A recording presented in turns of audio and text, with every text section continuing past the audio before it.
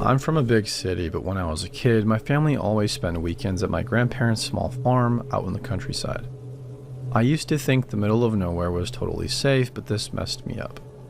I was 14 at the time. My parents and grandparents left to go to a bigger town to buy a bunch of stuff because the next day the whole family was going to come over to celebrate my granddad's birthday. I don't remember how long they were going to be gone, just that it would take a while. I stayed behind by myself to play video games and totally lost track of time. The place was super isolated, down a long dirt road, so it was always very quiet. But at some point the dogs started barking like crazy toward the front gate. They sounded really mad, which wasn't normal. I looked out the window and saw a car stopped at our gate. I don't remember the color because it was covered in thick red dust from the road, but I knew the exact model. It was an old beat-up sedan. I recognized the shape instantly because my older cousin had that same exact car model at the time. A guy got out, opened the gate. We never locked it during the day and started walking toward the house. I went to the front veranda to see what he wanted. I thought he was just lost. But then he got close. He didn't look lost at all.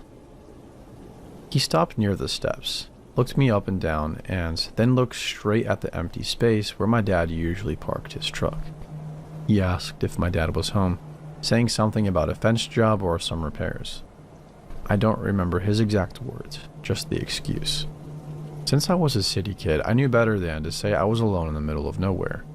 I lied and told him my dad was inside sleeping and I would go get him. The guy just stood there. He didn't move or say anything. He tried to look past my shoulder through the open door into the dark house. Then he looked at me and said, "Are you sure? I don't see his truck." My stomach completely dropped. He knew I was alone. I said, "Yeah, it's parked in the back shed." And before he could say anything else, I walked inside, slammed the door and locked it. We didn't have cell service out there back then and no internet.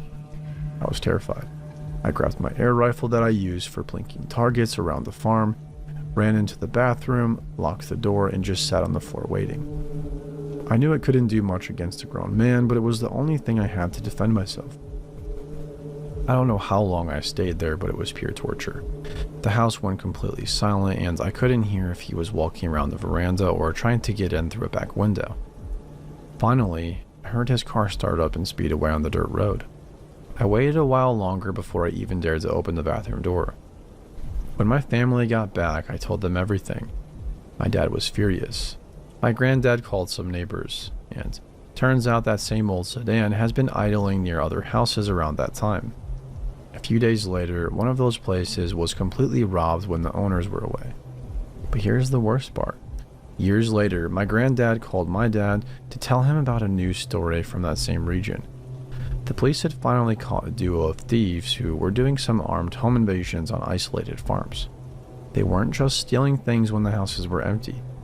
These two guys were actually tying families up, beating them and holding them hostage for hours to steal trucks, tools, and cash. Sadly, since most of these farms were located so far away from everything, it was extremely difficult for the police to catch them or even get there in time. The news article online showed the photos of the two guys and the car the police took from them. It was the exact same beat-up sedan. When I saw the face of one of the guys arrested, my blood ran cold. It was the exact same face, the guy who stood on my grandparents' veranda looking for my dad, while his partner was probably waiting for him in the car. My family was completely shocked. My mom actually started crying because she realized how close I came to a nightmare. If I hadn't lied or if I hadn't locked that door immediately, I don't even want to think about what those guys would have done to a 14-year-old kid, alone in the middle of nowhere. So, guy in the old sedan and your partner, let's not meet again.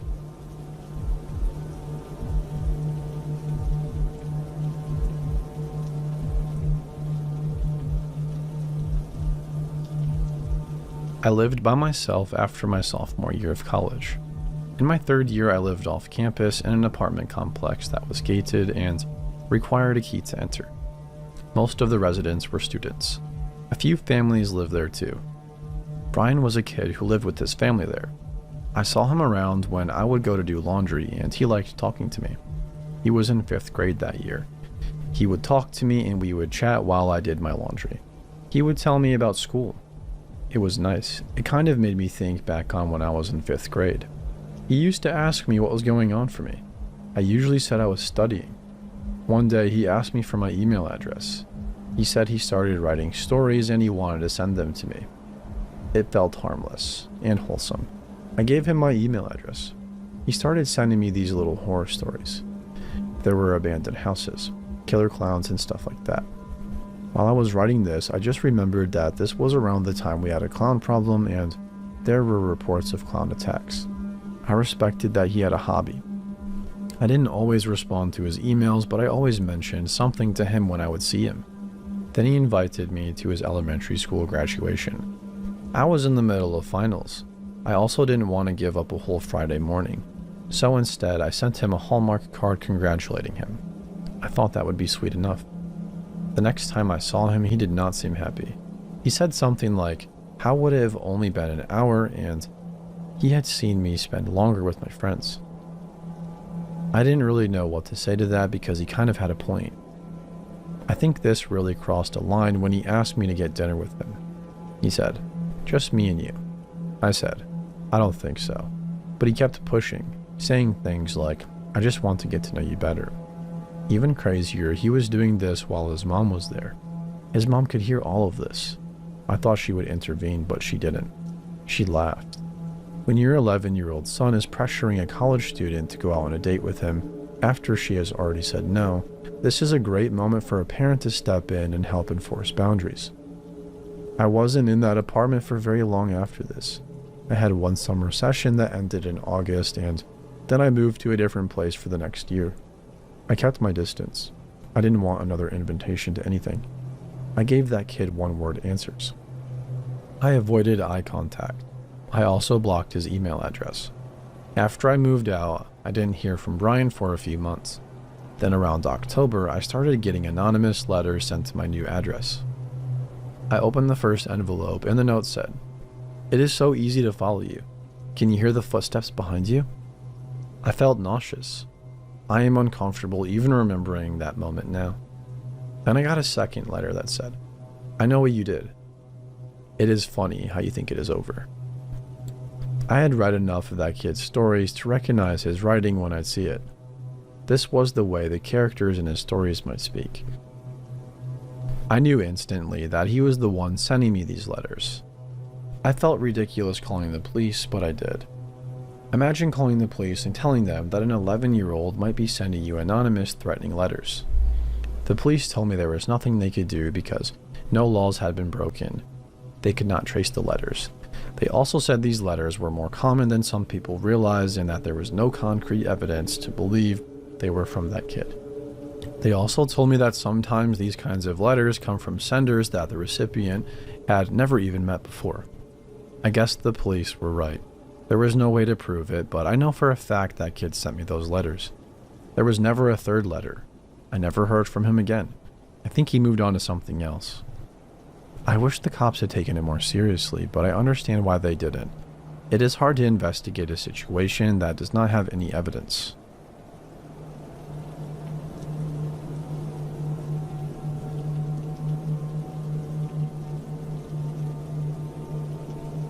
I work at one of those pack/mail and print facilities. One of our services is that we have mailboxes available for rent, sort of like a P.O. box. Throughout the years, I've had some major creepers who have rented these mailboxes.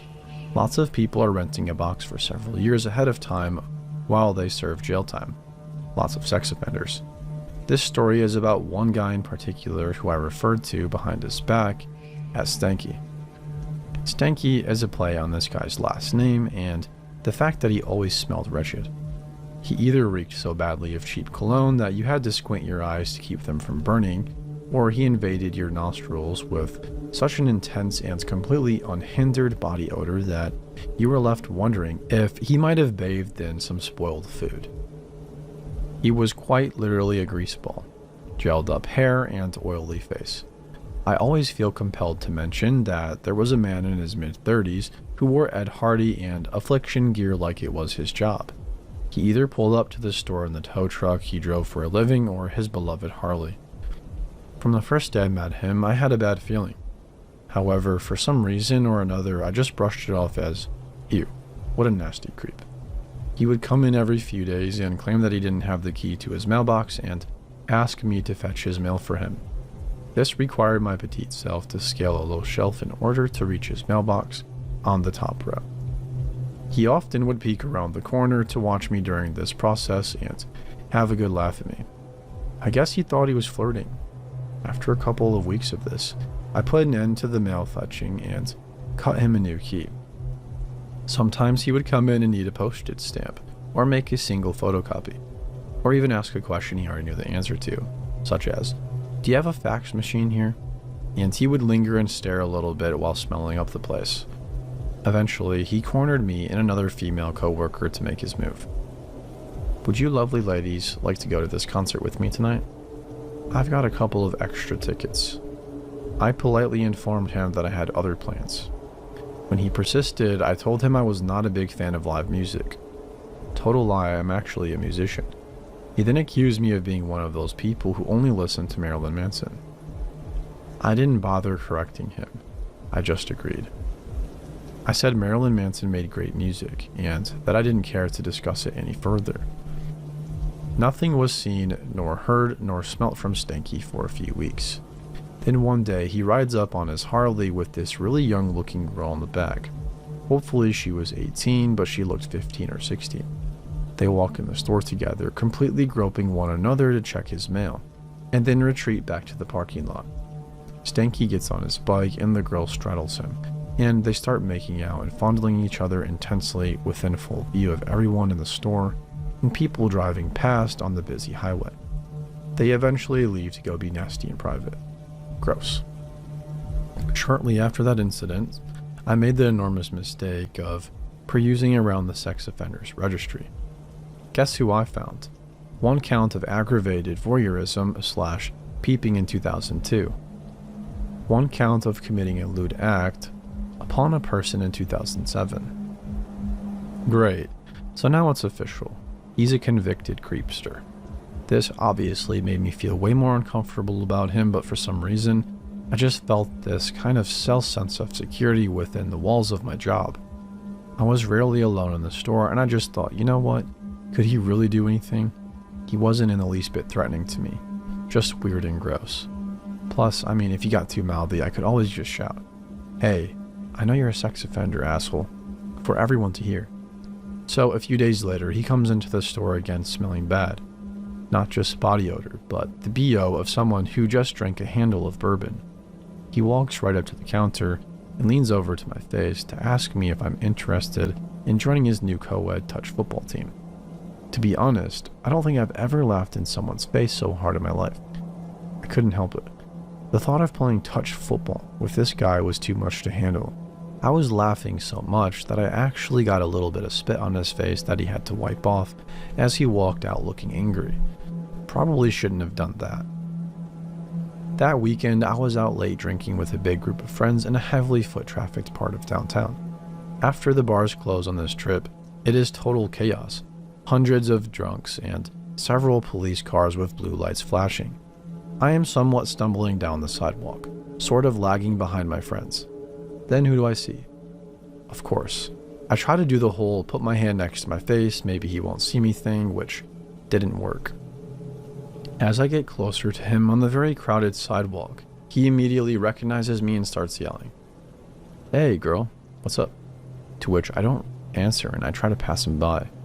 He doesn't like this and grabs me by the wrist and yanks me violently toward him. I don't like this at all and try to pull away. He gets both of his hands around my wrists and pulls me up against him chest to chest, pinning my arms behind my back. He gets all on my face, asking me over and over why I didn't want to stop and talk to him. How are you going to blow me off like that? Act like you don't know me. All the while I'm struggling against him.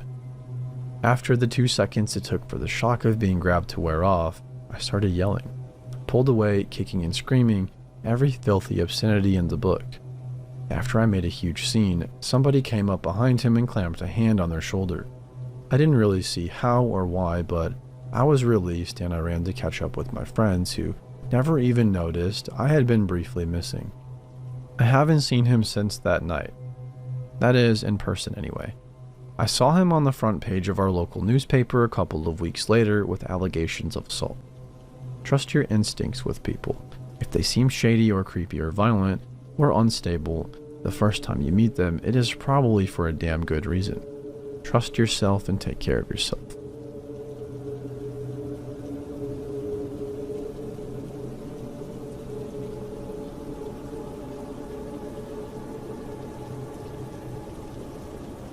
In the interest of keeping it simple, I will paraphrase and modify some details and condense as much as possible. I wish to keep the other party involved as anonymous as possible. A little over some 10 years ago, I met a woman online.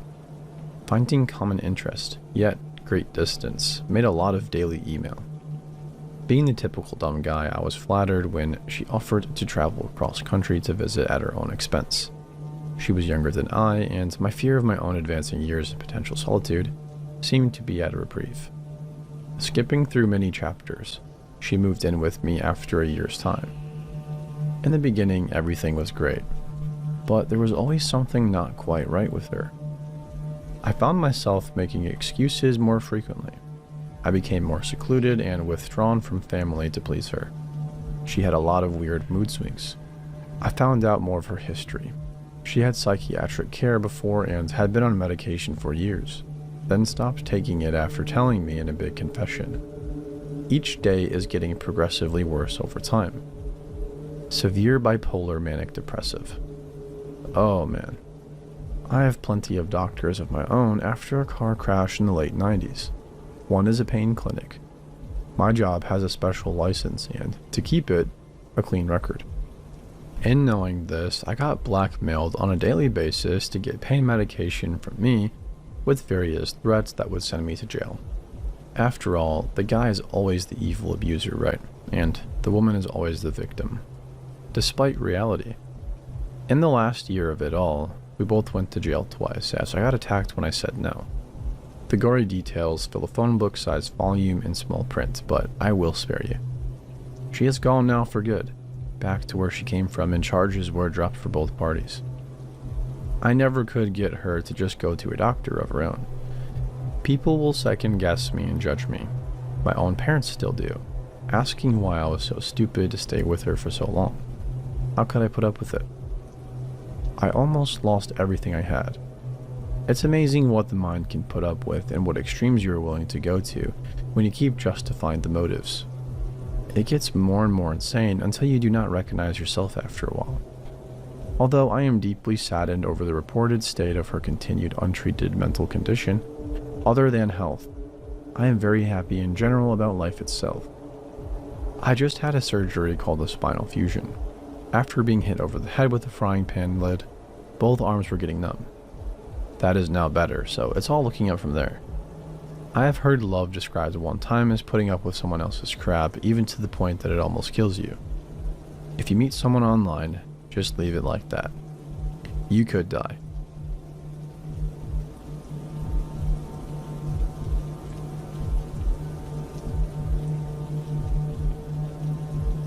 (1996). I lived in Astoria and Ravenwood's houses. In the 90s. I was friends with the mailman, who was a really cool guy. His name was Rich.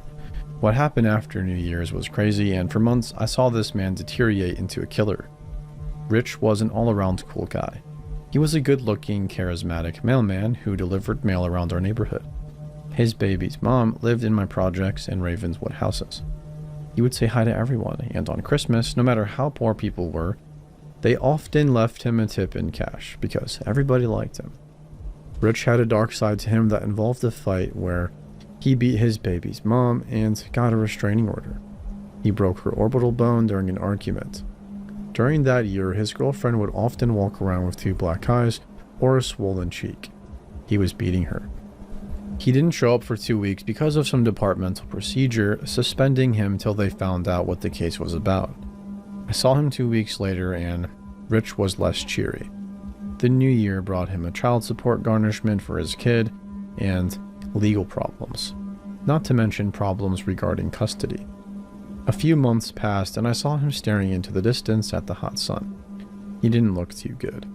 His long stares would be longer and longer, and it would take his name being called 3 times for him to respond. Everybody around the way heard he had broken a court order and beaten his girlfriend again. Rich was not the same cheery, charismatic man we saw, but something darker. He stopped saying hello to people. One day, coming out from work, I see a Telemundo truck along with Eyewitness, News Channel 7, and an NY1 news van. Rich killed his wife and 7-year-old and 13-year-old stepsons. Both heads were chopped off. Both of them were in the closet. They lived 2 buildings down from me, and my friend was their neighbor. Cops sealed off the building. After detectives left the crime scene 2 weeks later and everything was concluded, we then snuck in through my neighbor who lived next door. All the action took place in the kitchen. It was like blood was dragged from the living room to the bedroom. The bedroom had a broken door, and yet we did not go inside. This was before the crime scene cleanup came. I had nightmares for weeks. For a week, the boy who lived in my building, who was 7, was friends with the rich kid. The kid had become traumatized after he heard about his friend's death. His mother encouraged me to talk to him since he looked up to me as a big brother. I remember he asked me, "Why do people hurt kids?" I could only say, because they are sick in their heads. He cried in front of me, and I tried to comfort him. From that point on, I had trouble sleeping for a while. Going to the actual murder scene made things worse. I will always remember a blank stare when I joked around with him. It was like he was staring through me.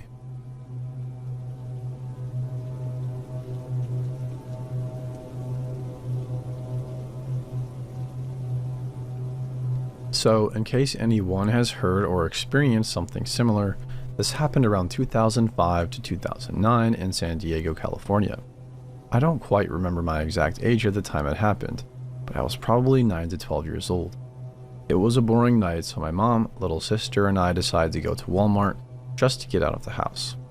This particular Walmart shares the same parking lot as a Kohl's or Target. As we were walking around in our PJs in the store, a lady approached us and complimented my sister and me for being so cute and pretty. She proceeded to say that she works for a TV network and her job is to scout and cast families for the reality show. She asked if our dad was in the store with us, and even though we didn't have a dad, I lied and said he was at home for my mom who doesn't speak English. I didn't want to say he was in the store in case she would ask to speak to him. The lady looked quite normal, friendly, and kind of bubbly, continued to compliment my family for being beautiful. As she was talking, I translated it to my mom, and we all felt flattered but skeptical by her compliments. Then she said that she would love to cast us if we would follow her to her house so she could properly film everything to submit to the company. That was the moment I started averting my eyes to check the shelves for hidden cameras. During this time, family reality and prank shows were really popular, so it made the whole situation feel a bit more plausible that we were either being really scouted for this or it was a hidden camera prank. I was leaning towards it being a prank because we were 1, boring people, and 2, weren't particularly so pretty and beautiful as she claimed. Even though I was young and so I didn't feel an immediate danger talking to her in the middle of Walmart with my mom present, I knew it was pretty ridiculous to follow a stranger to their house, especially late at night. I then politely declined her offer, which she asked a few more times before telling us if we changed our mind, we can find her in the store. When she left, we checked up and down the aisles for camera crews or hidden cameras because her whole reality show pitched to a first gen. The family nearby seemed unbelievable, and it can only be a prank, we thought. I also noted to my mom how it was odd that we didn't even notice her following us earlier when we walked every aisle and she just came out of nowhere. As a kid who watched a lot of true crime and forensic shows, like Forensic Files and CSI, I told my mom what if she was trying to lure us into a trap. When we follow her home, there could be more men there, and what if they kill us or traffic us? We were probably easy targets since we were only 3 women, 2 being kids and immigrants. My mom also thought it was weird, but instead of going straight to our car, we waited for some time to pass in case the lady/her people would follow us to our car and home. To this day, sometimes this encounter would creep its way out of my memory bank and make me wonder, what if we followed her that day? What did she have planned for us? Was she one of those bad women you hear working with others in order to lure other women and children? Has she done this before, and was she successful with other people? I hope nobody was harmed from her scheme.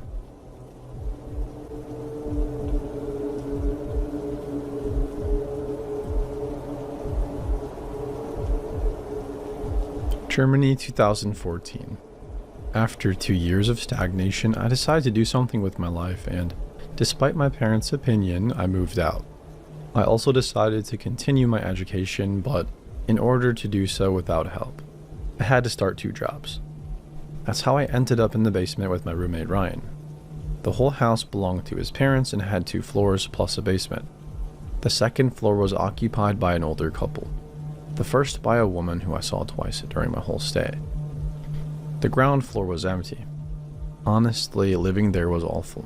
Even without the older couple fighting, our ceiling was constantly leaking, and the windows were in a place where people could access them from the street. They would often stare at what we were doing. We had drunk people peeing on our windows or kids trying to take something off the windowsill or get in. Summer was a nightmare. But after 2 or 3 months, I was so tired that I stopped scaring. You want to watch me undress in my own room? Fine. Another colony of spiders in our bathroom? Well, I guess my arachnophobia is cured. Time for a bath. Ryan taking my stuff without asking? Who cares?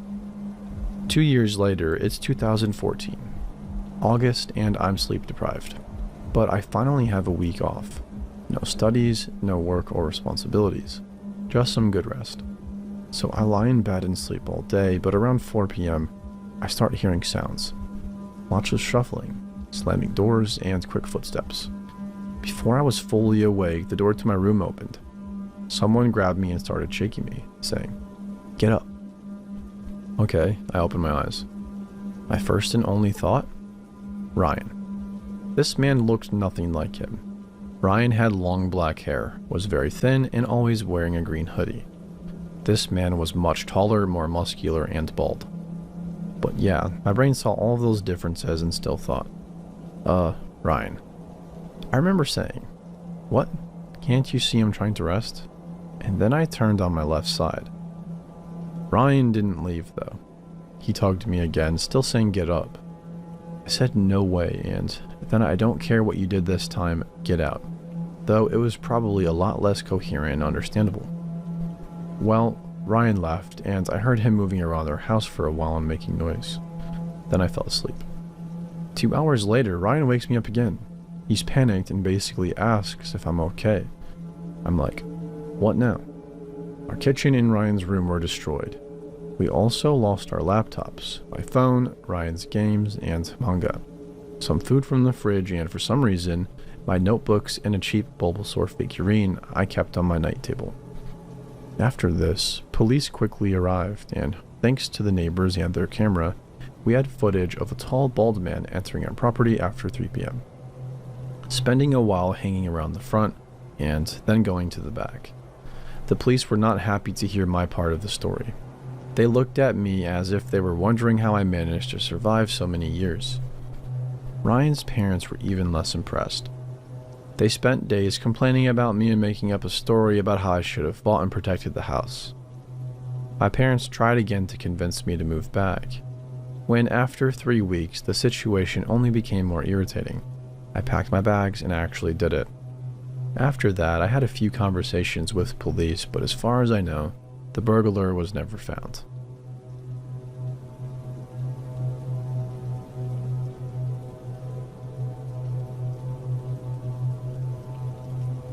I met Frank a couple of years ago through mutual friends. We all would hang out at school between classes. Now, when I first met Frank, I thought he was a little bit weird because he was 35 and only hung out with my friends and me, who were all 18 years old. Well, as the years passed, we had multiple classes together and we became friends. He was a little off, but hey, that's just good old friendly Frank, right? Well, as luck would have it, I got a job with him where he was basically my boss.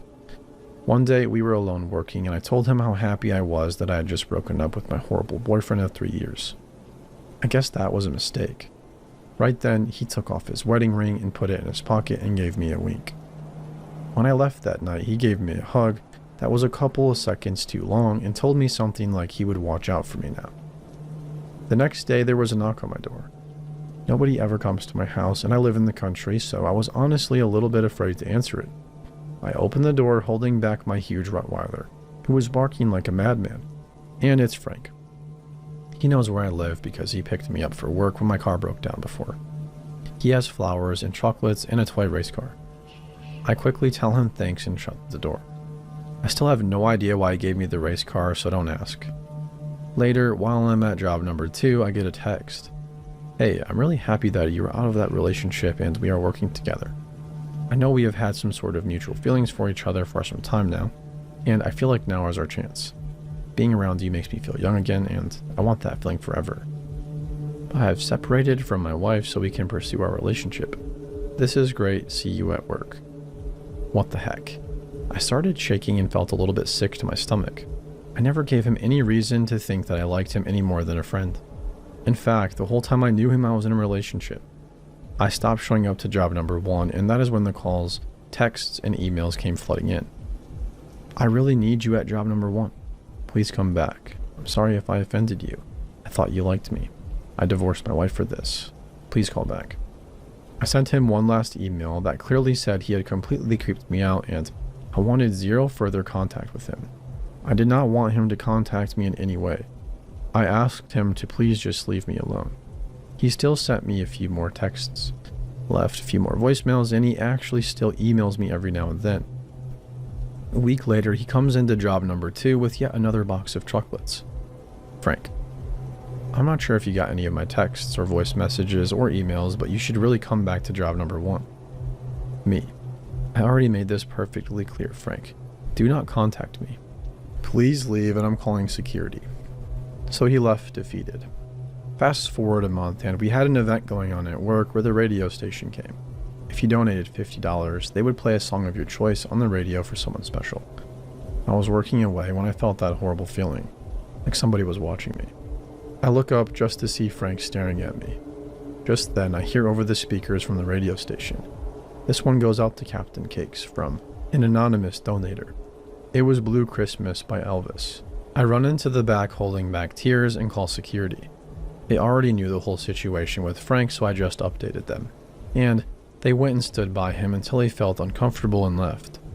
Frank still likes to walk through my work every now and then, but security will do the same thing every time. The last time I saw Frank, I was out to dinner with my dad, a former police officer who knows the whole Frank story. Somehow Frank was seated at the table next to us, and I immediately made a face like, "Look who it is." Frank notices me and smiles, then does a double take and looks at my dad. My dad is giving him the death stare. Frank's smile immediately turns into a "oh shit" face, and he bolts out the door, without even getting a menu.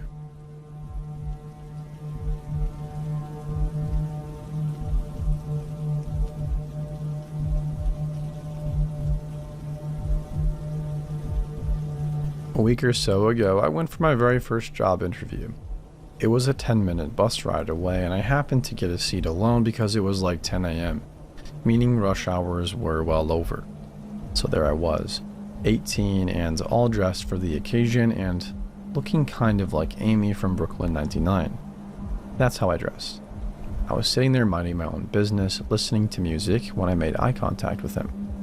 Mid-30s, dark, tightly curled hair, somewhat of a small beard and a creepo-style mustache. Sloppy dress and a backpack. I didn't take any notice until I was getting off and he got off too, saying hello to me. I said, "Hi back," not taking much notice, and thanked the bus driver. Straight away, this dude was on me. He began to ask my name and what my number was. I felt uneasy and creeped out, so I told him I wasn't allowed to tell random strangers that because my parents are protective. Total lie. They're actually really chill when it comes to these things. He then began this pity spiel about how he came from somewhere in India and had no friends or family in Ireland and how he was so lonely. Then he asked for my address and I noped out again, and he was saying how he'd meet my parents and they could get to like him.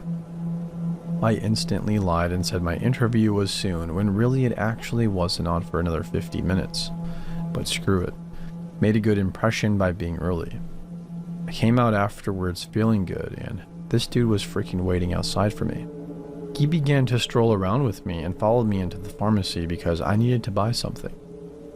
He then began telling me how he worked as a chef in the resort in the village and how he would bring me for tea. I lied and said I had no money, to which he said he would pay for me because the bus wouldn't be there for an hour and we could walk down when we saw the bus arrive. I declined and said I wanted to have a walk around by myself because my friends living nearby would be meeting me. Lies. Reason? You can't see the bus stop from the resort. He seemed intimidated by the pack thing and kind of scurried off. Here's why I lied. 1. He seemed way too upfront. 2. He was smiling and laughing when he told the pay story, meaning he wasn't really sad about it. 3. I know a girl who's a pastry chef and the daughter of a baker. I've done home economics classes. Facial hair isn't allowed in hotel/resort kitchen areas. 4. That scenario is how most Law and Order, CSI, Criminal Minds, etc. start.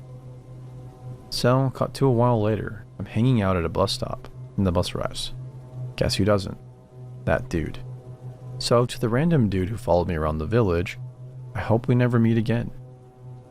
And I really hope that no unfortunate person has fallen for your trick.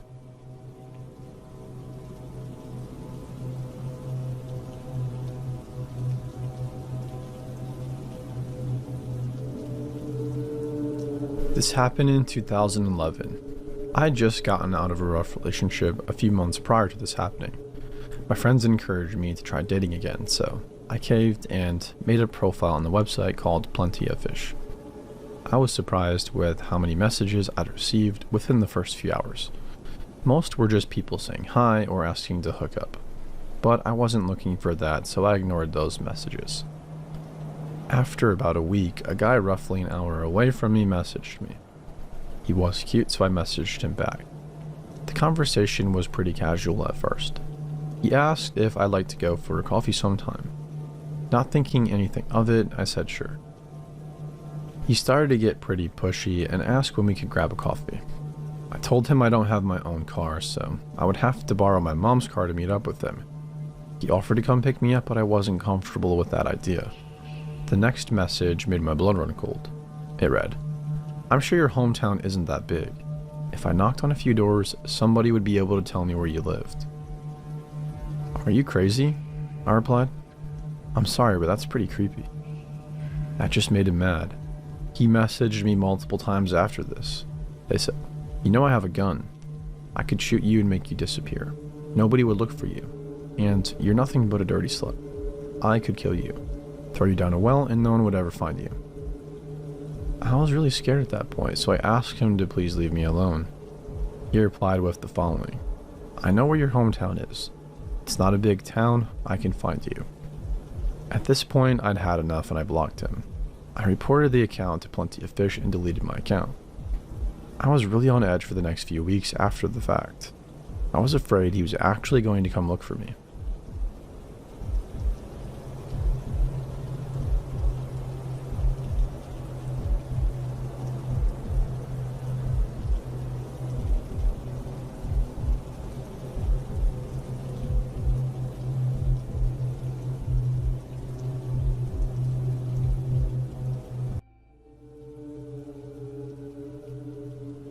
I live alone in a little house in a big city.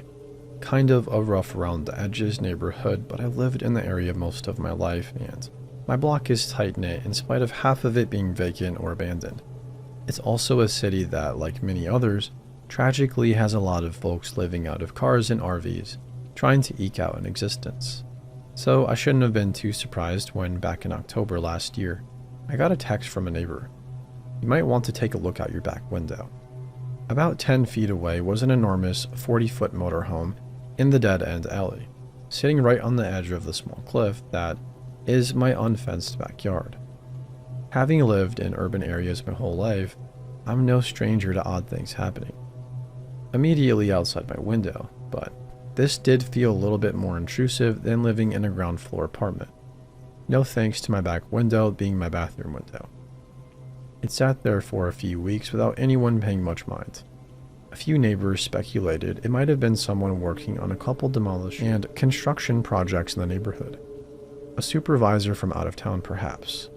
Whoever it was, I didn't really mind as long as there wasn't any mess, though I was slightly worried a wrong move would end with someone or the whole vehicle rolling off the retaining wall and potentially crashing through my wall. Of course, there was the small fact that half the block now couldn't access the alley. My city is very particular about removing vehicles if someone is potentially living in them, and after a few roundabout calls to the parking department, I and my neighbors were told that we needed some evidence they were a hazard or abandoned. So I grabbed a cheap webcam off Amazon and popped it in my window and then went on with my life. About a week later, after some friends over for dinner had left, I thought I'd check and see if the camera had picked up anything. I didn't sleep for the next few nights. Like clockwork, every night around midnight, the lights in the RV would flick on in the otherwise pitch black night. A couple of cars would pull up behind and the occupants would unload several very full garbage bags into the RV. Then these shadowy figures would creep down the yard of the vacant house next door, into mine, and methodically circle my house, shining flashlights in each window. Cars would come and go all night until about 5 a.m. Then all was business as usual during daylight hours. It's worth mentioning that my house is essentially a studio apartment on top of a garage, built into a slope. My bed is about 10 feet from those windows. Also worth mentioning, my neighborhood had an alarming rash of about 20 armed home invasions the summer before, or the arson on an occupied house across the street a few months earlier. Vulnerable was an understatement of how I felt. I ended up moving most of my furniture around my bed as a makeshift barricade. I called 911. They were a bit incredulous. Nothing was actively happening as I called. This wasn't an emergency. I can call the non-emergency line in the morning if I want to speak to an officer or detective. The next morning, I felt it was prudent to bring any yard tools that would make a tempting window breaker and double-check the back porch and security flood had working bulbs. In just my luck, I managed to completely break both fixtures in the process. Almost immediately as I walked out my back door, the RV's door swung open, and a man and woman stepped out. They were dressed in t-shirts and shorts, despite the 39-degree weather, and looked a bit like zombies. I waved. They didn't. They stared past me. I quickly retreated back inside to keep an eye remotely, but not before noticing something even more startling. The RV had about 6 security cameras mounted on it, 3 of which were trained on my back door. I was watching them, they were watching me. After a day or two more of this, I had become fully nocturnal, leaving all the lights blazing all night, and I started to feel like I was losing my mind. This was both mostly benign and deeply unsettling. Texting friends and family in hopes of reassurance. Well, didn't do much. They're probably just trying to find a quiet place away from the encampments. Maybe they work a night shift. If you were living on the streets, wouldn't you want a security camera? I mean, you have one on your house. Okay, maybe I was being paranoid. My neighbors were mostly preoccupied with the alley being blocked and subsequent missed deliveries. And it's not like the city was going to do much anyways. The cars kept coming and going all night. The people with flashlights stayed just outside the edge of my yard, but I would catch the occasional flash through the window. After being reluctant to leave the house, and my cat alone, I had to leave for an in-person work meeting. While I was gone, my camera pinged me about activity. The RV folks had set up stakes around my property and were wrapping yellow caution tape around my yard and across the alley, and had set up a barricade of traffic cones around their vehicle. This was just getting weird. By this point, a few of us on the block started a group text to keep tabs on things. One neighbor a few houses down caught the female half of this duo in her backyard with a chainsaw, climbing their oak tree in broad daylight. They confronted her and she gave the same treatment as me. A mute 1,000-yard stare. That neighbor called it in, and I watched a few officers poke around for a minute, clearly puzzled by the barricades and tape. I thought there might be some imminent resolution. They then booked it back to their squad and took off with the lights and sirens. There was a shooting a few blocks over. I assumed they got called too.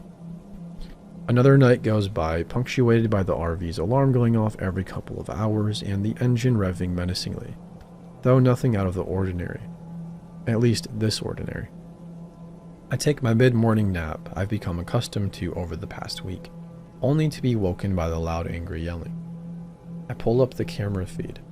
Out back is another neighbor, the goofy dad, cum ex-naval officer, venting his frustrations to a police officer, who's banging the RV door with a baton, demanding the occupants come out. There's a brand new sports car parked behind, one that I'd barely make out on my cheap camera's night vision. I carefully left out the front so as not to be conspicuous, and circled up to the mouth of the alley to speak with the officer and explained my story in a near stream of consciousness ramble.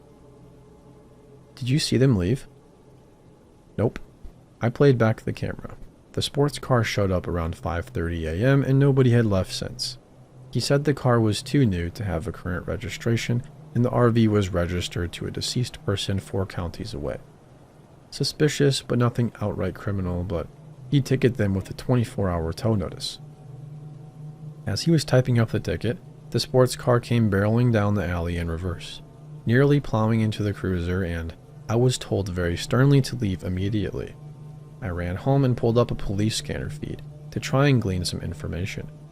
They were calling for a gang officer, a domestic violence unit, the Vice Squad, and CSI. So my gut feeling wasn't too far off the mark. Later that night, the officer called me asking to send the entirety of my footage. I asked if there was anything he could divulge about what happened. I can't tell you much, but this was a bad dude and he's going away. We towed the car as evidence, but we'll have to wait until morning to get a big enough truck to move the RV. To say I slept well that night was an understatement, but that calm was shattered quite literally early the next morning as I heard glass breaking outside. 3 masked men were breaking into the RV with crowbars.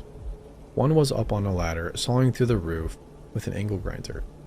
I frantically called 911, struggling to explain the context of what was going on. Once again met with a verbal eye roll from the call taker. Is it your RV? No.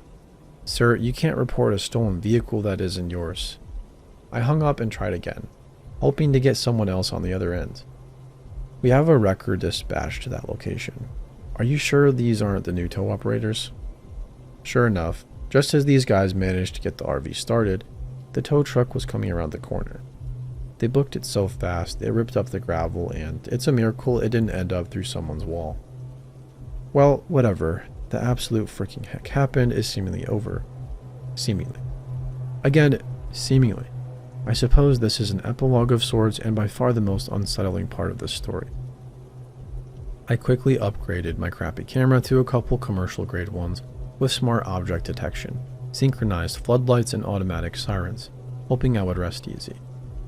No, it was going off all of the time, at least once or twice a week for over a month. The cameras caught creeps stalking around my backyard and windows with flashlights.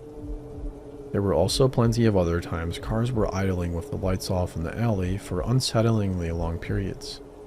The one I can't shake was the guy at 3 a.m. slowly making his way up the alley in a low crouch, taking a long pause directly behind my house, and then booking it towards my door full speed. Or the guy that managed to get past the camera, and I came face to face with his ugly mug pressed up against my kitchen window around midnight. At least the alarms did their job. Every one of these guys took off once lit up like a stadium with sirens blaring. For some comic relief, that last guy tried to hop a retaining wall and face planted on the other side. Of course, again, friends and family had some not so reassuring platitudes. Maybe it was somebody looking for a lost dog, or somebody got lost in the alley, or maybe this just always happened before I had lights and cameras. And shaking what little hope I had in law enforcement, the cops, if they showed up at all, were at least an hour late. But here's the real kicker. I filed a public request for the arrest and case report and got it back months later. Turns out my neighbor in the RV had kidnapped his ex-girlfriend and was likely trafficking her. She'd in fact called 911 but didn't know the neighborhood, and the cops were looking for them in a different part of town. He had a lengthy rap sheet for felony burglary, fraud, and firearms charges. An acquaintance of his was interviewed by detectives and said the RV was packed to the gills with guns and improvised weapons. And this guy told this witness that he would come back and kill whoever sent him back to jail. And right at the bottom, in all caps, was my name and address, but phone number redacted, listed as reporting party and complainant. The cops searched the sports car and found nothing of note. The RV, as you recall, was apparently stolen before they could even get a valid warrant. The ex fled during the arrest, as I saw on camera, and was never heard from again. The DA dropped the case and this guy was released from jail 48 hours later. It's been about 6 months since my last visitor at night. There hasn't been a whole lot of peace of mind before I turn in for the night. It's slowly fading, but I can't say I'm not a little on edge after dark, even in my own home. My house is now completely lit up 360 degrees.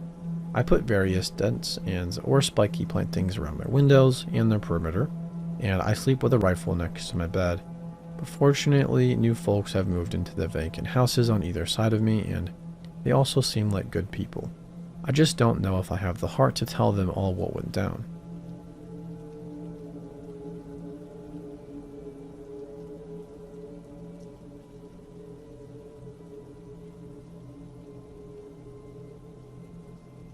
"19 female. The first day I attended class, Alex asked me out. Alex was over 300 pounds, and shallow as it may be, I was completely uninterested in him and turned him down as politely as possible.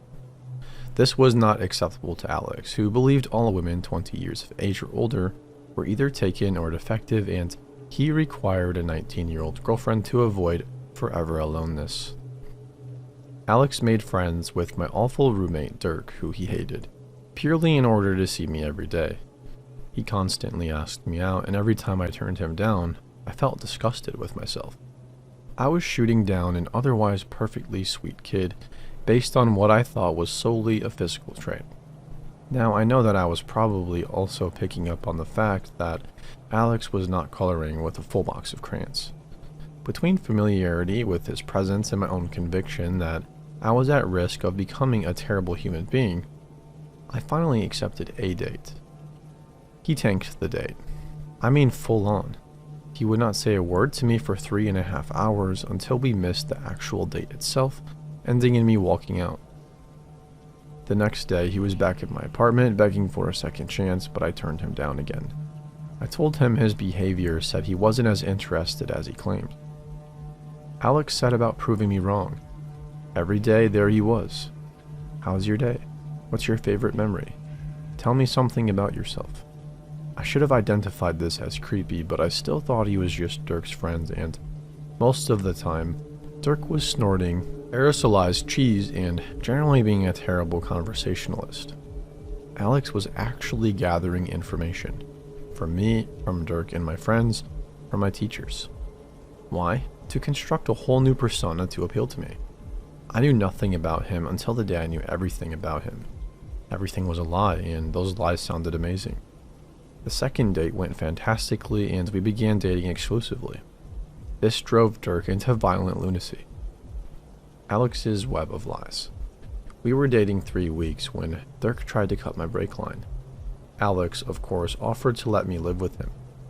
He had a great job and was paying for a whole apartment by himself, he claimed. I could finish paying off my half of the lease with my roommate and just help Alex with utilities until I had more money. I gratefully moved in and quickly began uncovering Alex's lies. Some were truly asinine. Like when I discovered that the stuffed pasta and sauce he'd spent all day making from scratch for me were actually Bertolli. That was especially weird because Alex was a fantastic chef and could have actually cooked something from scratch to impress me. Some were not so stupid, like the way he didn't in fact have a job. Alex's parents were paying for everything and they hadn't been intending to. They'd made a deal with him. They would pay for college until he graduated.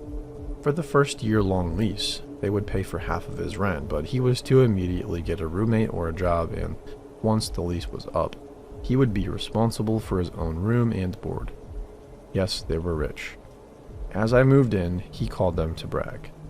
Their reaction was not what he expected. So you got a roommate? I guess we'll only be helping you with half the rent then. He came clean about his job, claiming he thought I'd think less of him if I knew his parents were paying the bills. He told me they had some unexpected financial troubles and I needed to pick up half the rent.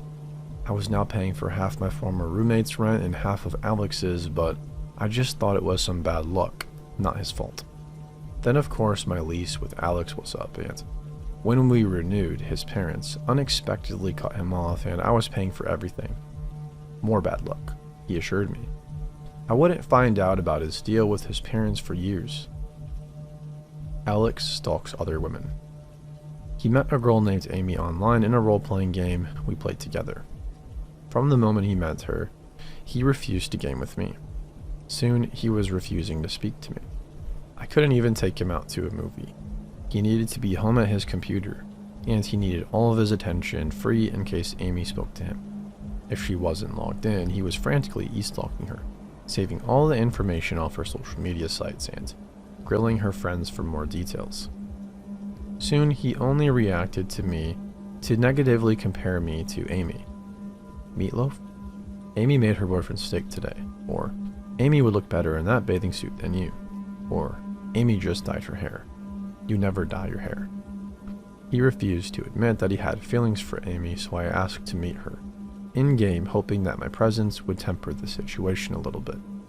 He fought me over it, but I insisted that if she was, as he claimed, just a friend, he shouldn't care if I met her. Fine, he said, but you need to play along. With what, you may be asking yourself. With the fact that he told her that he was a straight woman and I was his roommate. Also, that he was a lawyer, and that I was in law school, and that he was on and off dating a med student, and that we had a dog. The list kept going.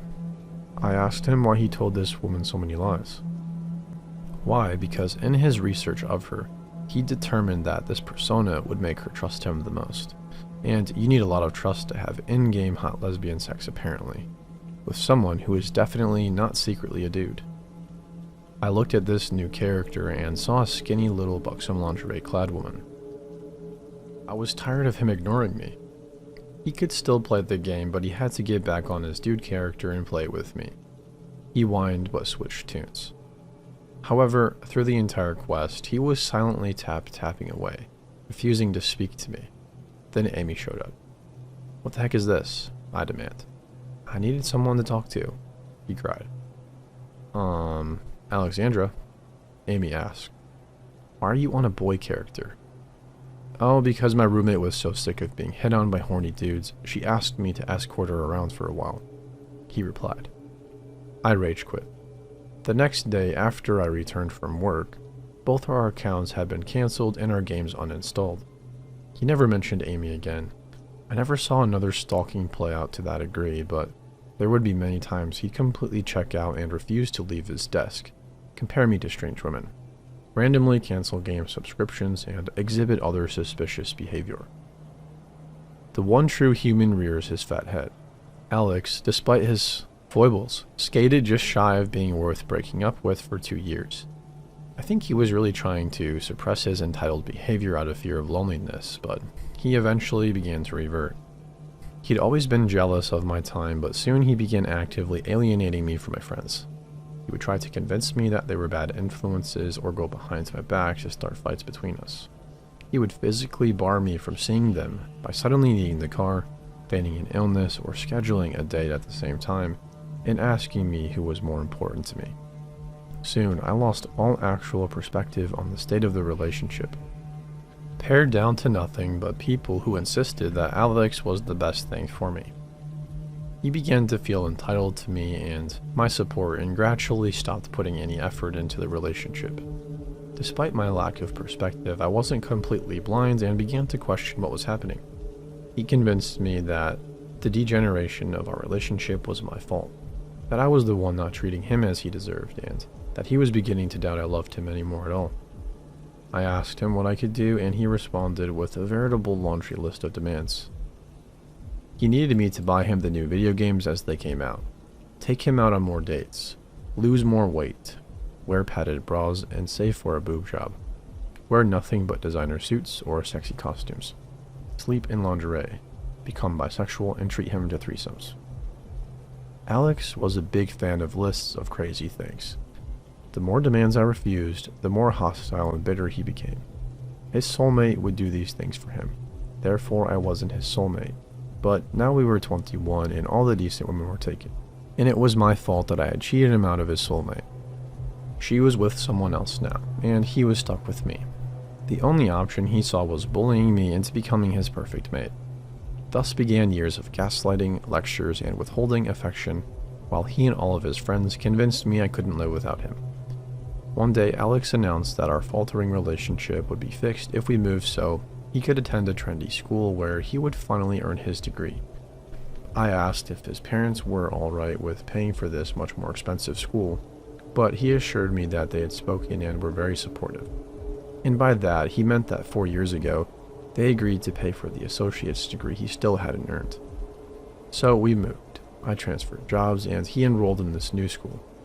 Then he told his parents for the first time and asked for $15,000. They cut him off.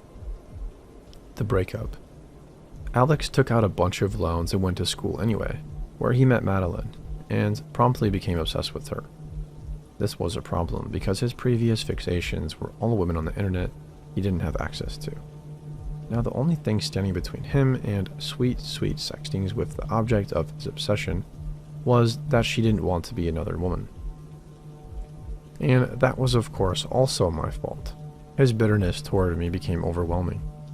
Everything started a fight, down to flipping light switches and seeing people in hats.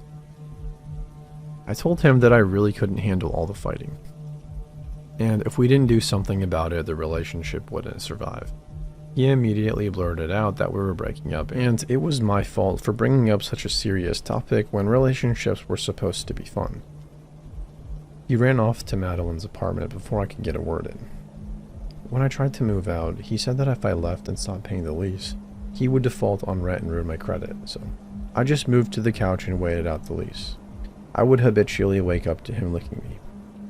Leave me alone. No. We should do it right now. No. You want it. I can tell you want it by the way you're moving. You're just saying no. The way I was moving was otherwise known as laying on the couch breathing, but going entirely stiff. Now you're just faking it. That doesn't count. You still want it. He insisted, slurping his tongue across my face. Seductively, apparently. I generally just had to wake up and leave for work early to avoid a tongue bath. He was really bad at kissing. Why aren't we doing it? He demanded one day. I told him, confused, that it was because we broke up. He said that I owed it to him. See, because I'd been nice to him during our relationship, I'd led him to believe that I would continue doing it with him if we broke up. I'd also lead him to believe that he was desirable and would be drowning in poon if only he were single. If he'd somehow known that he was 350 pounds or that running out on me might hinder his access to me naked, he never would have broken up with me. It was my fault. He hadn't had sex since he left me. The lease was almost up and Alex was suddenly interested in patching things up. He told me that although his soulmate was out there somewhere, she'd been taken while I was dating him, so he was willing to settle for me. That didn't work. He told me that he had misjudged how much he would miss sex and gifts. That didn't work either. He gave me a giant sunflower and apologized. I faltered.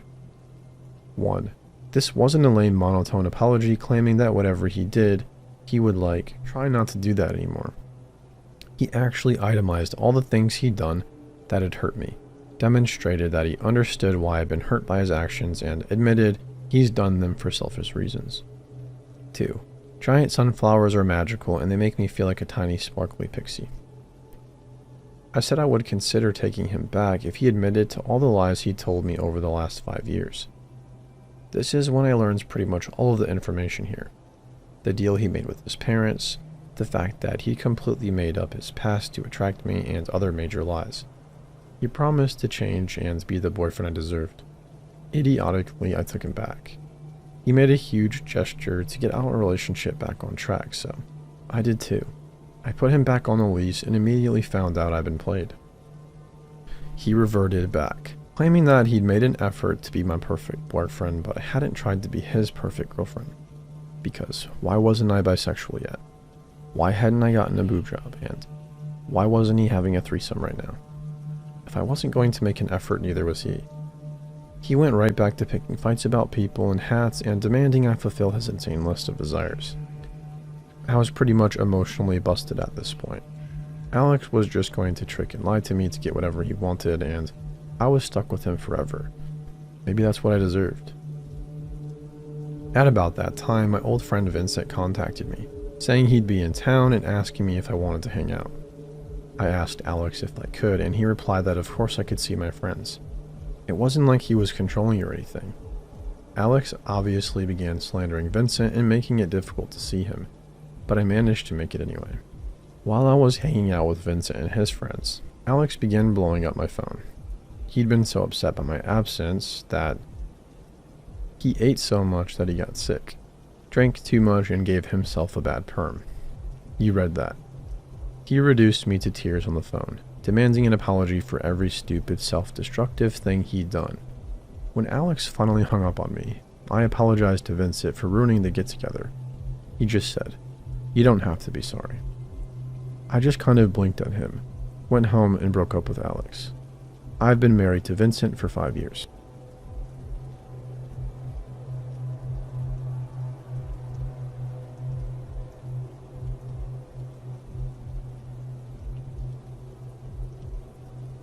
Hello everyone, this happened last winter.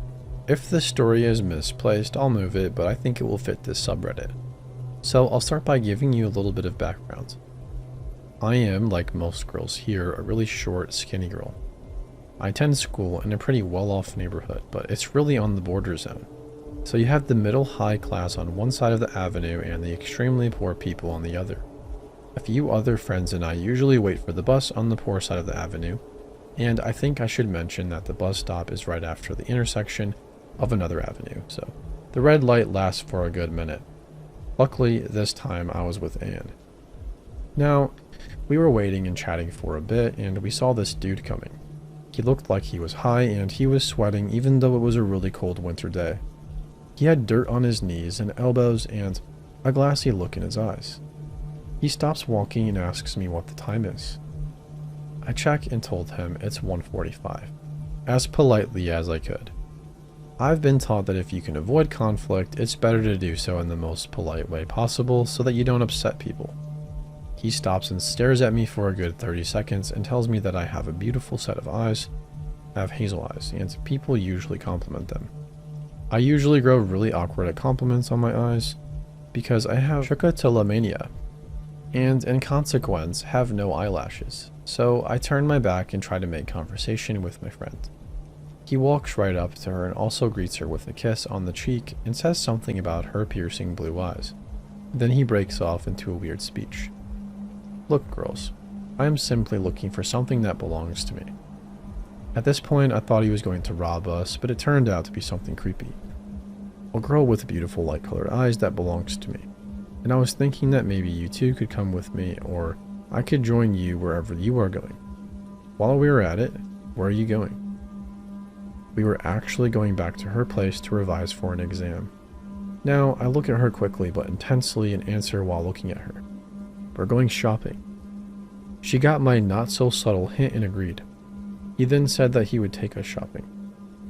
I checked to see if the bus was about to arrive, and it was. Until the damn red light brought it to a halt. Shit. My friend looks when she sees me look away, and he says something really chilling. You know, it's going to be a long time until that bus arrives. And he puts one of his arms around my waist. Now, I couldn't be polite anymore. I pulled away from him. I honestly thought it would be harder, but he apparently didn't see it coming, and onto the avenue and dragged Anne with me, all the while looking at the creep to check if he would try anything. The creep smiled right at us and kept talking about how beautiful our eyes were, how he just wanted to be with one of us, or if he was lucky, both, and similar stuff. Then the bus started coming towards us, and we immediately got in. The creep did not follow us, and Anne scolded me for talking to a strange-looking stranger.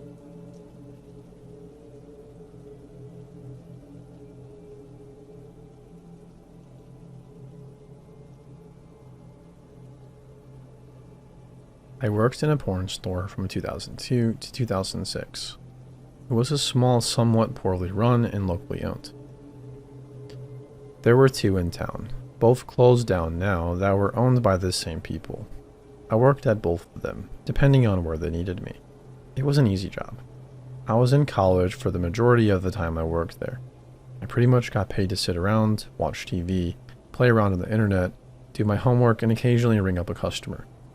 We were never busy, and we always worked alone. Aside from the creeps and the one time I got robbed, it was a good time. I could have my friends come and hang out with me, as long as they weren't behind the counter. After I met my then boyfriend / now husband, he also got hired, and so we would just hang out with each other at the shop if we didn't have other obligations. The store was set up so that when customers walked in, they were in the main room with the counter, which also had novelty items: lube, toys, cards, books. If they went to the room on their right, they would be in the movie room. The room on their left had lingerie, stripper clothes, and shoes. Both rooms had cameras to prevent shoplifting. For this particular incident, I was alone in the store. A clearly Amish man walked in with another guy. The other guy hung around in the doorway for a bit and then walked back outside. The Amish guy was probably in his 50s, very short, stocky, and had graying hair. He identified himself as part of the Amish community and said that the other guy was his driver. He then said something to me about not telling the other guy what he was buying if he came back in. I just laughed it off and tried to busy myself with something else. I tried to have as little communication with customers as possible unless they were non-creepy regulars, because I didn't want to give off even a hint of interest. He then went into the movie room for a bit. He came back empty-handed and came up to the counter. He asked if we had lemon lime flavored Spanish fly. I told him that we did not have that flavor, but we did have some Spanish fly. He told me that the Amish girls really liked lemon lime flavored stuff, so he uses that in their drinks. Then he told me that it works really well. At this point, I'm giving all the signals of disinterest in hopes that he will shut up and move on. But he didn't. He continued stating that he thinks it's really funny when he gets all these women pregnant and their husbands think that it's their child. I have no idea how he would know if he was really the father of those children or not, and I certainly didn't ask. Then he propositioned to me for sex. "You are a pretty young girl. Would you like to make $500? I declined. "Well, do you have any friends that would like to make $500? "No, sorry." "Are you sure?" "Yeah, I'm good." His focus then returned to the lemon lime Spanish fly. He told me he was desperate for it. I was desperate myself to get him out of the store. I told him that maybe they had some at our other store across town. Luckily, the trick worked and he left without incident. And thankfully, I never saw him again.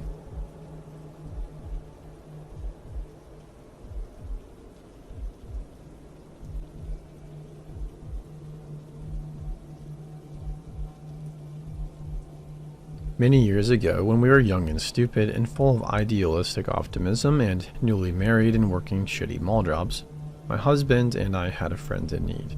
He was my husband's co-worker, Jack. Jack was about 8 years older than us and was in the middle of a messy breakup with not one boyfriend, but two.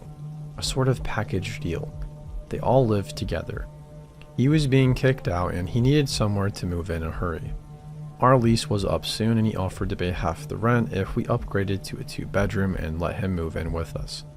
It seemed like a sensible enough plan. We liked Jack and felt sorry for him. In addition to his relationship ending badly, he had been through a lot in his life.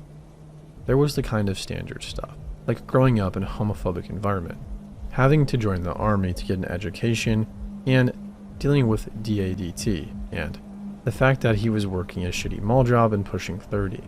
But there were also other tragedies in his past and we felt protective of him. He had been addicted to drugs and had gone through recovery 10 years before after dropping out of art school. He had been in an abusive relationship with the guy who had shot at him. He had depression and took an array of prescriptions and had very shaky self-esteem. But there was one tragedy that towered over all of that. When he was in high school before he came out, he had a girlfriend, Steffi, who he had truly loved, his very best friend, and Steffi had gotten pregnant. But near her due date, she was in a terrible car crash, and was rushed to the hospital. They were able to save the baby, but not her. Jack had raised his daughter Melissa the best he could. He joined the army to support her and get better employment prospects. Unfortunately, that meant he had to sign custody over when he was deployed. He signed it over to Steffi's parents. When he returned, they went to court and used the fact that he was gay against him and kept custody. Now, he had to pay hundreds in child support to them every month and only saw his daughter, who was at the time going on 10 or 11 years old, twice per year. Periodically, he would get a picture of her and show it off at work. She literally looked just like him, except female, of course, and she would write him letters about how much she missed him. It was just so sad and unjust. But tragic past aside, Jack was fun to hang out with, and I was looking forward to sharing space with him. We liked to do the usual stupid 20-something mall worker stuff, mostly revolving around drinking and going out and buying stuff we didn't need, and watching too much TV. He was a great conversationalist, a great listener, and even liked to cook. We were going to have a blast. We moved into the new place and everything was going well. It was awesome having to pay so much less in rent, and basically having a constant social hour at home. At first. The first problem came only a few weeks in. Jack never came home one weekend, even though he was supposed to meet us to go somewhere. When he finally called, he was crying. He had been so despondent about his breakup and everything. He said he had relapsed for the first time in 10 years and used cocaine. He assured us it would never happen again. He already felt terrible about it. I didn't know any technical details about drug addiction, but this unsettled me. Yet I figured that if it was really a one-time thing, he could pull himself together again. And for a few months, everything was back to normal and seemed fine. We even went on camping trips, out to the clubs, worked on art projects together, and went shopping for clothes and accessories. It was basically the stereotypical gay man and straight woman BFF dream come true, and everybody was happy and content. But he started disappearing on a regular basis after that, eventually missing not just social appointments, but his work shifts too. I suspected, obviously, that drugs were the problem, but had no clue what to do about it. I started pressing him a little bit to get him to tell me what was up, and he just said he was going through it. Steffi's parents had successfully gotten an order to increase his child support payments, and he was feeling pinched and despondent about his daughter. I was understanding of this, of course. He had pictures of Melissa all over his room. It was clear that this was a huge deal to him. One weekend, he was acting especially upset and went missing completely. He missed work and wasn't answering his phone. I called hospitals and so forth looking for him, after trying the usual friends and hangouts. Eventually, we went out looking for him. It had been 3 days without a trace. We were afraid that something bad happened. Finally, he stumbled back in, and here's what happened. He had been at Starbucks and some guy had started slinging gay slurs and they got into a fight. Jack had spent the weekend in jail. Not long after this incident, Jack went off to visit his daughter for one of the 2 times that he got to see her that year. They were meeting in San Francisco, which seemed odd, as she lived in the Midwest. But whatever, it was vacation season. While he was away, I got an email from a man I didn't know asking me if Jack was going to bring Tina with him, down to SF. What the heck? I had no clue who this man was or who Tina was. Some of you know, I am sure. I sure as heck know now, and how the heck did this guy get my email address? Of course, I started investigating, trying to figure out what was going on, and it didn't take me long to find out that Tina is a slang term for crystal methamphetamine. I was of course suspicious, given Jack's past, and then something started nagging at me. Questions I had about this situation with his daughter. Little subtle things that didn't seem quite right. Since Jack was out of the apartment for a good couple of weeks, I did something I know no one endorses doing. I snooped through his desk. I knew something wasn't adding up, and I had to know if he was telling the truth about this distant daughter. I looked through his desk, and I found his old high school yearbooks. I found out Steffi's last name, and I started combing through public records, newspaper obits, social security death records, and the white pages. Steffi, Jack's dead girlfriend, alive in rural Indiana. Absolutely the same person, verified with birth dates and photos. So what about the daughter? Maybe she was still real. After all, there were all those photos and she looked so much like Jack, but it didn't take much longer before I discovered the truth about that too. Melissa wasn't his daughter. She was his niece. His brother's kids, but I had seen him writing checks for child support. What the heck? And the rest came down like dominoes.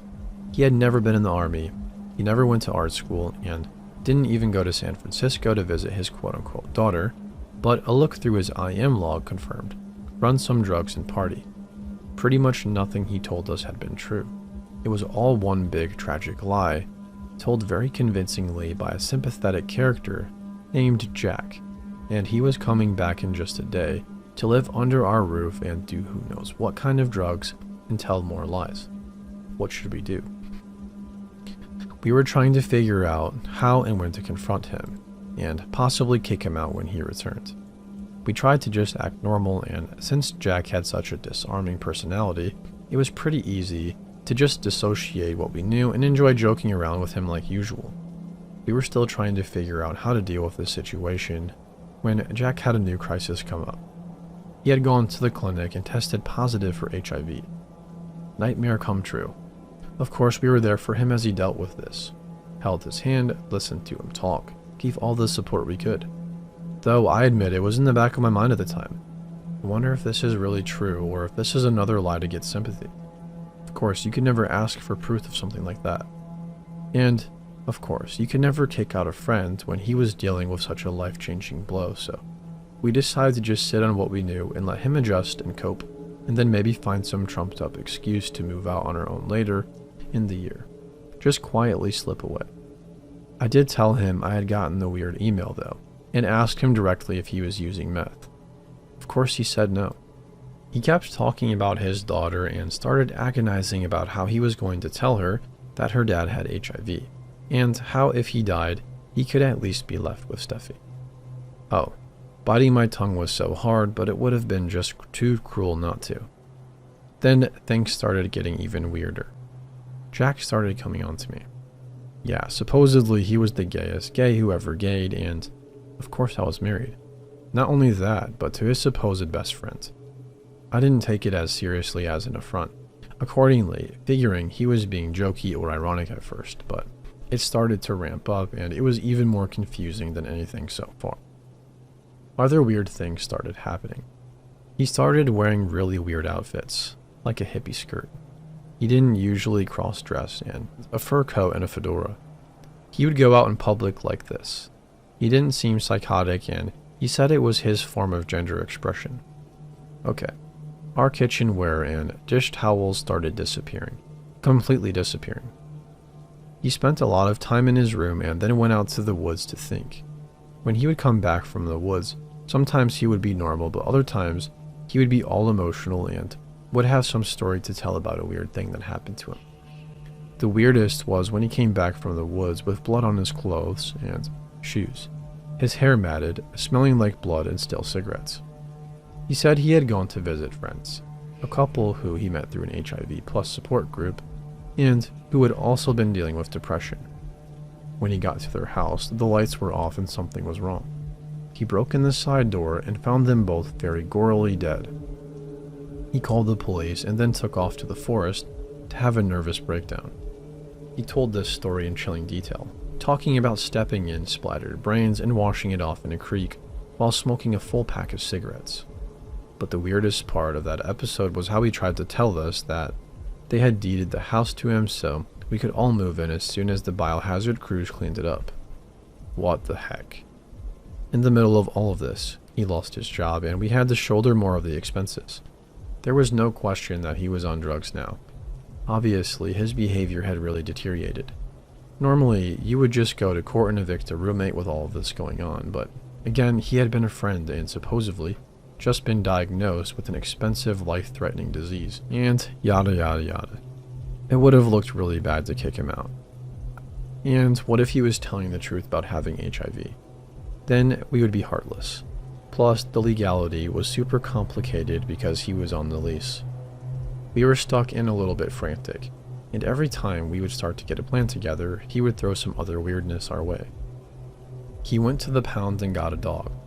Since he was off thinking, doing drugs, all the time, I took care of her most of the time. Sometimes he would get all mad and insist on taking her with him though, which I hated because when he came back days later, she seemed hungry and sad because he didn't take proper care of her. Man, it would take another post to tell all the weird stuff that happened in this last chapter. At some point, he got religion and started reading books by Rick Warren. No shit. He tried to get me to watch weird porn with him, and he kept obsessing about my boobs, and we caught him listening through the door to catch us having sex. But mostly, he was gone all the time. His room hermetically sealed with weird smells coming out of it. And we were quietly terrified and exploring our legal options to get him the heck out. We had to sneak around to figure this out. He had started obsessively listening in on us in our room, so we would park our car at the far end of the parking lot and sit out there with the music cranked to talk and try to figure out our next move. Whenever we asked him about drugs, he denied it and started to get touchy about being asked. He had an answer for everything and a new story of woe or terror every week. And while we basically assumed he was lying about everything at that point, it was always stuff that it was too touchy to call out or impossible to prove. Thus, we started to feel like we were going a little bit crazy, because we couldn't tell up from down anymore. At some point, I gingerly approached Jack about the daughter issue. He didn't try to refute my allegation that he had lied about his girlfriend dying and his niece being his daughter. He didn't apologize or explain or say anything else. He actually fell asleep. Then in the middle of the day in the living room, the dish towels started reappearing. On the floor in the living room was something sticky. Well, I guess it could have been super glue. Finally, the weird smell was bad enough that we had to find out what it was. He might not just be smoking. He might actually be cooking meth in there, right? And, of all the terrible stuff, that would have to be the last straw that would justify kicking him out, even though he was struggling with disease and oppression and mental illness. So, while Jack was out reading Rick Warren with some friends one weekend, my husband and I put on surgical masks, leather boots, and gloves and went into his room. The gear was because once we cracked the door open, we could see that it was piled 3 feet deep with debris, rotting food, sex toys, and other extremely disgusting things. Using ski poles to clear a path, we investigated. It looked like a psychotic, sexually deviant hamster had been in there. Clothes were piled on the floor, then peed on. Boxes and papers had been torn to shreds. This is apparently a meth head thing. Porn was strewn everywhere. There was what we recognized as his usual going out bag, thrown in the middle of the bear-stained mattress, its contents spilling out into the bed. Lube, a Rick Warren book, and the biggest dildo anyone has ever seen. My spouse skied on over to check out the bathroom, and I went to Jack's computer desk. In the bathroom, our missing kitchenware seemed to have been appropriated to make a mini meth lab with some random household products. There was a little scale too, and some white powder, if there was any remaining doubt. The dish towels were in there too, covered in about 5 different body fluids. The toilet area, well, it lives on in legend. He didn't appear to stand or sit or aim. It looked more like he was just propelling stuff at the wall. But at the desk, I found something even more horrifying. An open IM window explaining in no uncertain terms where Jack had gone that night. Not only had Jack been cooking and selling meth, not only had he been earning money through prostitution, we had suspected as much, he had been prostituting out his dog. The desk was covered in note cards with instructions, leaving no doubt about exactly what was going on. We just went and started packing our stuff, as fast as we could. I called my parents and they agreed we could stay with them until further notice. We started driving over carloads of stuff, careful not to be caught by Jack, who no doubt would be pissed because how could a lying drug addict with no job afford to live on his own? He was gone a lot, but he would come back at unpredictable moments, and now he was angry and paranoid and on edge a lot of the time. He claimed the police were stalking him. Was he paranoid, or was he about to get busted? We were scared to call the cops ourselves because what if they thought we were in on the drug stuff? How could we prove we were not? It was nerve-wracking. Finally, we confronted Jack and told him that he had to get all the drug paraphernalia out of the apartment. We were not going to go down for his crime. He was furious and stormed out and drove away with tires squealing. We took that as our cue to gather up as much as we could and get the heck out for good. Fortunately, he left the dog, so we were going to take her to save her. It was 3 a.m. and we were just about to leave for the last time when we heard his tires squeal into the parking lot again. He slammed into the curb, slammed his door, and started stomping up the stairs. We laid down flat on the floor in our room, hoping he wouldn't realize we were there. He came into the apartment, angry, declaring he was going to mess us up and that he was going to kill someone. He was destroying everything loudly. I was really afraid we were going to die, and my brief life literally flashed before my eyes. As his footsteps approached, I was curled around the dog, and suddenly he was standing there. "Give me the dog, she's mine. She is legally mine, hand her over." I held onto the dog motionless, then he yanked her up and I couldn't hold on. He stormed back out and squealed away. We finished packing and drove out to my parents'. We stayed there for about a month, then settled the tab at the old place and moved into a new apartment, far from the old neighborhood. We got a bunch of creepy calls and scary emails from Jack for a while. Worse, we saw him around in unlikely places, and he showed up at my parents' once, but didn't get out of his car or come to the door. I think I saw him once at the new apartment, but couldn't be sure because it was dark. We were definitely on edge for a long time. Once he had been gone long enough, the landlord swamped out the apartment and threw out all of his stuff and sent him a bill. He messaged me 2 years later and claimed he had gotten clean and sober. He wanted to know our new address so he could send us some stuff, but I evaded. I still don't know if he really had HIV or what really happened when he came home covered in blood, or what the story was about with the niece, or even what happened to the poor dog. Seriously, I know no one endorses snooping. I get it. I know. You don't have to tell me. There were a lot of things I would have done then that I would not do now. But in the long run, I have to be glad that I snooped and found out what was going on, because it was becoming way too crazy.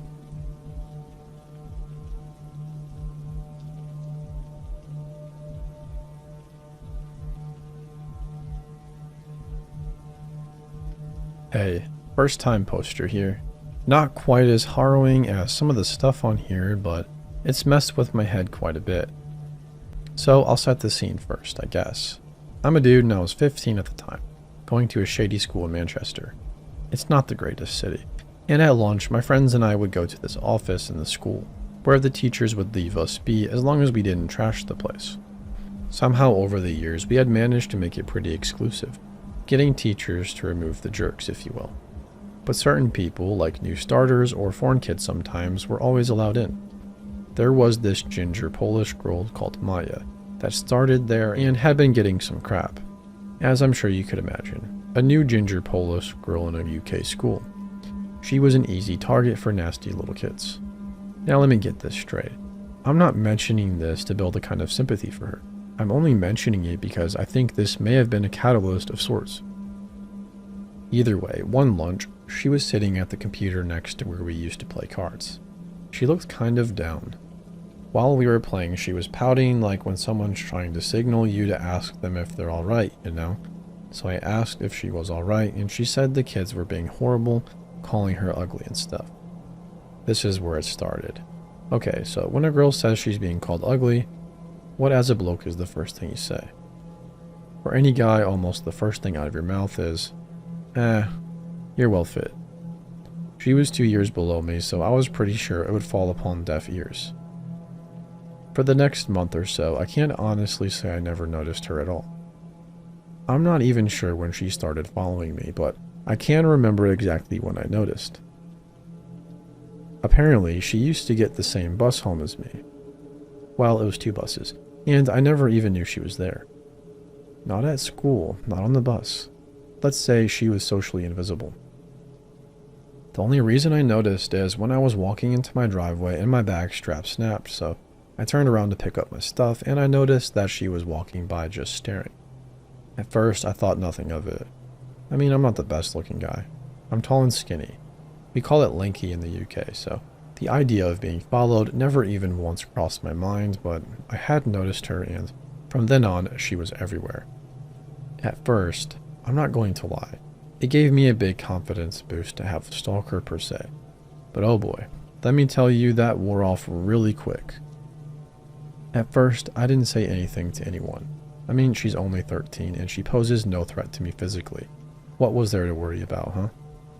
But until it happens to you, you won't understand the sense of tension you get when you're around that person until it happens to you. Okay, so a quick detour before the comments is set ablaze with crazy stuff.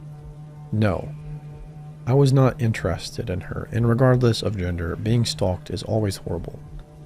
Every day I would get the bus back and she would be there. Well, I guess she was always there, but it was not the same. She was always watching, and when I look over at her, she'd quickly look away. She always got off at the same street as me, so I thought she lived close by. So one day I acted as I normally do, walking down my drive, slyly keeping an eye on her to walk past, and then followed her. She only started getting off at my stop after I had made that single comment. Well, at least to my knowledge, as I said, she kind of just disappeared into the background. I followed her mainly to know where my enemy was. I was legit walking around for about 45 minutes, pretty much exactly back up the bus route towards school, and watched her walk into her house. This is when I first had that real dirty feeling you get, as I realized she walked almost an extra hour a day every day just to watch me walk into my house. She stayed on the bus to creep on me. I mean, this chick was everywhere. She was on me like white on rice. Outside of school wasn't so bad because I could just ditch her. But after a few months of the conjoined twin treatment, she started to get brave and chatty with my friends, who all thought this was hilarious, by the way, and were always taking the piss. I didn't for a second entertain this and was quite frankly getting mad at my mates for putting me in this situation again and again. You know what it's like being forced to interact with someone who is following you. Oh, but that wasn't just it. We'll get to that. So the months go by. My mates are taking the piss, and the longer she stalks, the more she learns about my hangouts, and such is appearing a lot more. Now, at this moment, a few things were happening at the same time. I'll try describing it to the best of my ability, so bear with me. But my friend thought it would be a good idea to try to start to get with this girl, as she was always chatting to them to get close. I can't say for sure, but I'm almost certain that he was hooking up with her, which just made this all the more messed up. A new Polish girl had also started in school, and she was the most beautiful girl I'd ever seen. After a few weeks, I plucked up the courage to ask her out, and to my surprise, she said yes. Sweet. This would be short-lived though, because I had no idea at the time Carolina was actually good friends with Maya. And as soon as Maya found out, she went around the school telling everyone who would listen, and of course Carolina blamed me for telling everyone and cut that short. I have no idea what was running through Maya's head when she found out, but her little plan had worked and had pushed me to breaking point. I had to deal with this. I thought this was getting better as the focus had seemed to be off me while she was with my friend. What a jerk he is, by the way. But apparently not. I ended up caving and inviting her into my house so I could get to the bottom of this, which in hindsight might not have been a good idea. So I invited her around while everyone was out.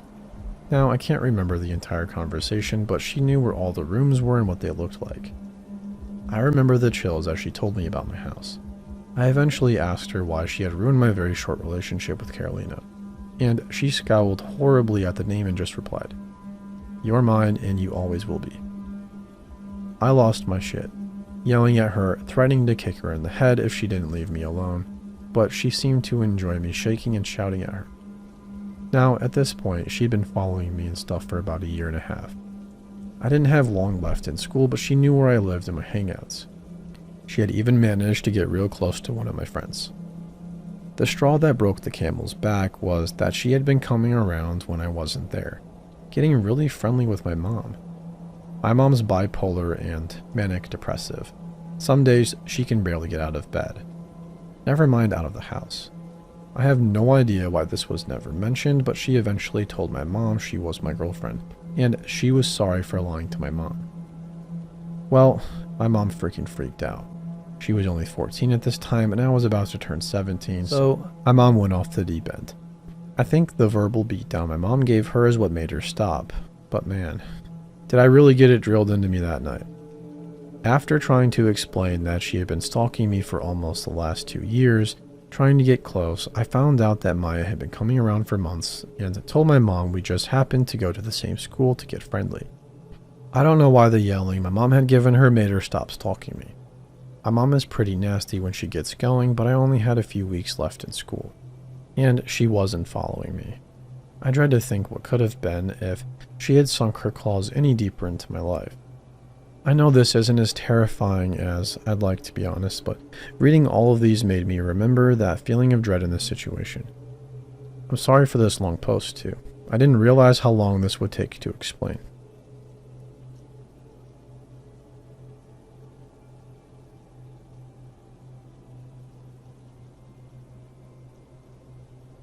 I'll begin by giving a little bit of background. At this time, I was a 16-year-old female, working at a chain coffee place while in high school. I'm in college now. I'm 19, 7 hours away from said place. This happened at a time in my life in which I was super shy and had a tough time standing up for myself. In retrospect, I could have handled it a lot better. I used to work closing shifts with my best friend after school, so it would be like from 3 to 10 p.m. or 5 to 10 p.m. We worked at a relatively dead store, so we spent most of our time playing music and talking. We did our duties, of course, like taking out the trash and restocking, although both of us always dreaded taking the trash out as we had to go out back.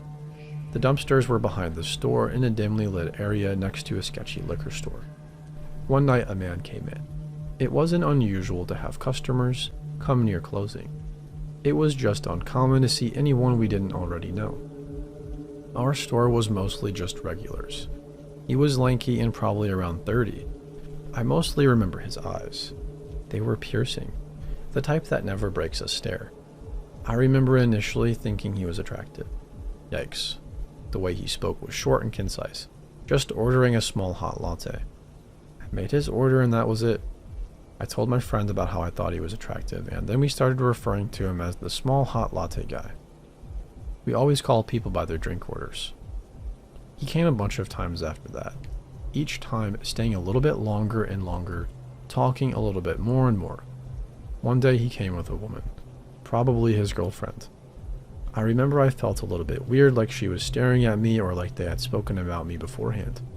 She glanced over at him and said, "Wow, she's pretty." I didn't think much of it and said thank you, served them, and I thought that would be the end of it. He then began showing up and talking to me a lot without her. He started off as being friendly. I honestly don't even know what we talk about. I think music. Then he got kind of flirty. Initially I was flattered, but being underage and immature, I didn't even think about the fact that it was kind of alarming. He began to stay for a while. Sometimes he would bring a laptop or a notebook. I could feel him staring at me and listening to our conversations. But at that point, I wasn't getting creepy vibes from him, as my coworker and I had dealt with our fair share of creeps. He then somehow got my number. To this day, I honestly don't know how. He texted me and somehow, I still wasn't creeped out. We would talk about music a lot, and then I began to learn more about him. He was in his late 30s and had prior problems with substance abuse that he never really got into. He went back to school for art and would show me his pieces. He'd also send me a lot of pictures of nature. I thought they were nice. Looking back, they were actually pretty creepy. For example, a picture of his backyard sent at like 3 a.m. He would stay and work on his art as well. He then told me he barely enjoyed hot lattes, that he just wanted to come and see me. He would come in and give me gifts even. This was the point I finally started realizing that I did not like this situation. He started by just giving little snacks or drinks. I would accept but would never eat or drink them. It wasn't that I necessarily thought he had ill intentions. I just had a hard time accepting gifts. I remember one night he brought me a book about one of his favorite artists. I reluctantly took it but had tried to decline before. I remember telling him about one of my favorite musicians and sending him a link to a performance I really liked. Then he started getting sexual while talking non-stop about the song. He began talking super aggressively, and I would laugh it off and decline when he would ask to send pictures. I began talking less and less and told my friends about the situation. She agreed that it was getting creepy and said I should maybe change my schedule. I told her I'd be fine because I'm stubborn. He'd still come in every week at closing time, and he'd even stay in his car till we closed. Meaning, he would watch me go to the back to take the trash out. I began making excuses as to why I couldn't talk and began going to the back of the store when I would see him. He then sent me a bunch of texts about how great I looked while working. I didn't respond, but he kept texting, and I told him I didn't want to talk anymore. He sent a bunch of messages describing me how much I meant to him and how he wouldn't be alright. I started freaking out and I blocked his number. Still, I returned to work. I honestly thought that he would stop coming by. I was wrong. I felt uneasy the whole shift. My friend said that if he came by, he would just go to the back and wait it out. I saw his car coming and my heart sank. I was on the verge of tears and hurried to the back. I could hear them talking but couldn't decipher what exactly was being said. Then about 10 minutes later she came to the back. I could visibly see that she was upset. We ended up both just crying and hugging each other. Not the first time we've done that. She told me he kept asking to see me and asking how I was, and she just kept refusing. She told him how I was underage and how he made me feel uncomfortable. He wouldn't give up. Eventually she threatened him and he left. We were both shaken up, but I thought it was over. It was time to take out the trash and lock up, and we both felt okay. I was opening the door while juggling like 3 bags of trash and saw something on the ground. I was confused at first, but then realized what I saw. It was flowers and a note. I never felt so sick to my stomach and looked around the parking lot. I didn't see his car. I threw them out immediately and told my friend I didn't want to read the note. She read it and told me I had to. It was something to the effect of, "I've never felt so connected to someone. You are breaking my heart. Please don't do this. I'm sorry." Looking back, I honestly didn't lead him on, but initially, I just felt as if I was in the wrong. Nonetheless, we turned the corner to take the trash out and both hoped that the parking lot was empty. It wasn't. Let's just say the trash was not going to get taken out that night. I continued working there and still worked there on my breaks from college.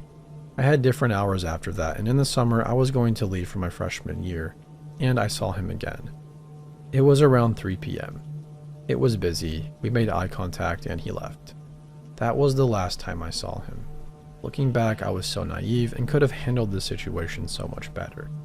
I am forever thankful to my friends.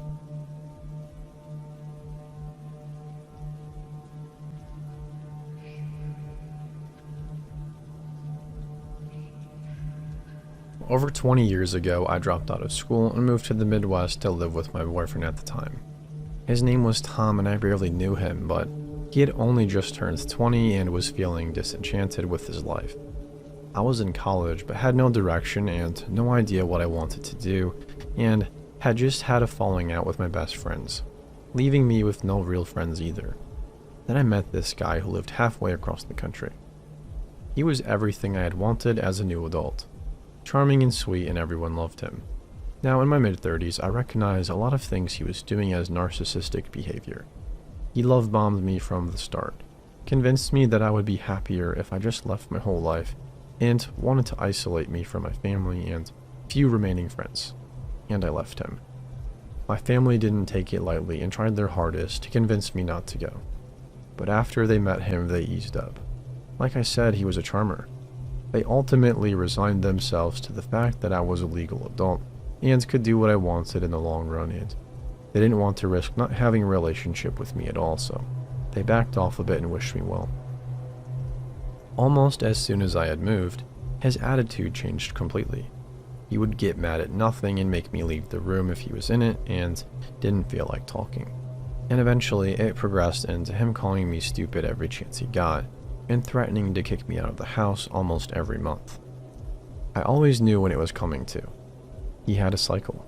He also convinced me that I had nowhere else to go since I had no family close by, and all of my friends were his friends first. I was trapped. I eventually fell into a pretty deep depression and just resigned myself to my new fate. His behavior only got worse. He started to berate me in front of other people.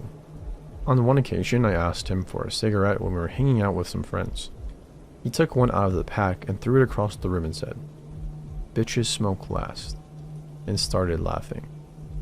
No one else laughed, but no one else did anything either. He punched me in the stomach one day in front of his grandma, who just said, "Oh, Tom, stop that." And he laughed it off like it was nothing. He treated me like this day in and day out for almost 4 years. During the last year that I was there, he would lock me out of my bedroom and I would hear him talking to other girls. I found messages on his MySpace account. Yeah, this was a long time ago. Of him talking to other women and telling them he was going to break up with me and date them instead.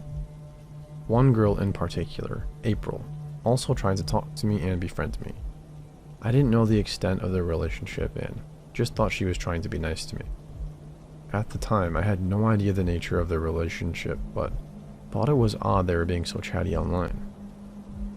My birthday is on New Year's Day, so on New Year's Eve, the last year that I lived there, I wanted to go out with some friends. All of my friends were also his friends, and we knew them all very well, so I didn't think it was weird to go out with him. I should mention that he hardly ever left the house and didn't have a cell phone, and would never come to the house phone if I called. All the girls he talked to were done online in messaging apps. I asked him if he wanted to go, but he said no like I knew he would. So I went. And I had fun for the first time in what seemed like forever. My friend, who was a dude, drank too much and couldn't drive me home, so we both slept at his sister's house. We slept completely separately and had no feelings for each other at all, and nothing did or ever would have happened.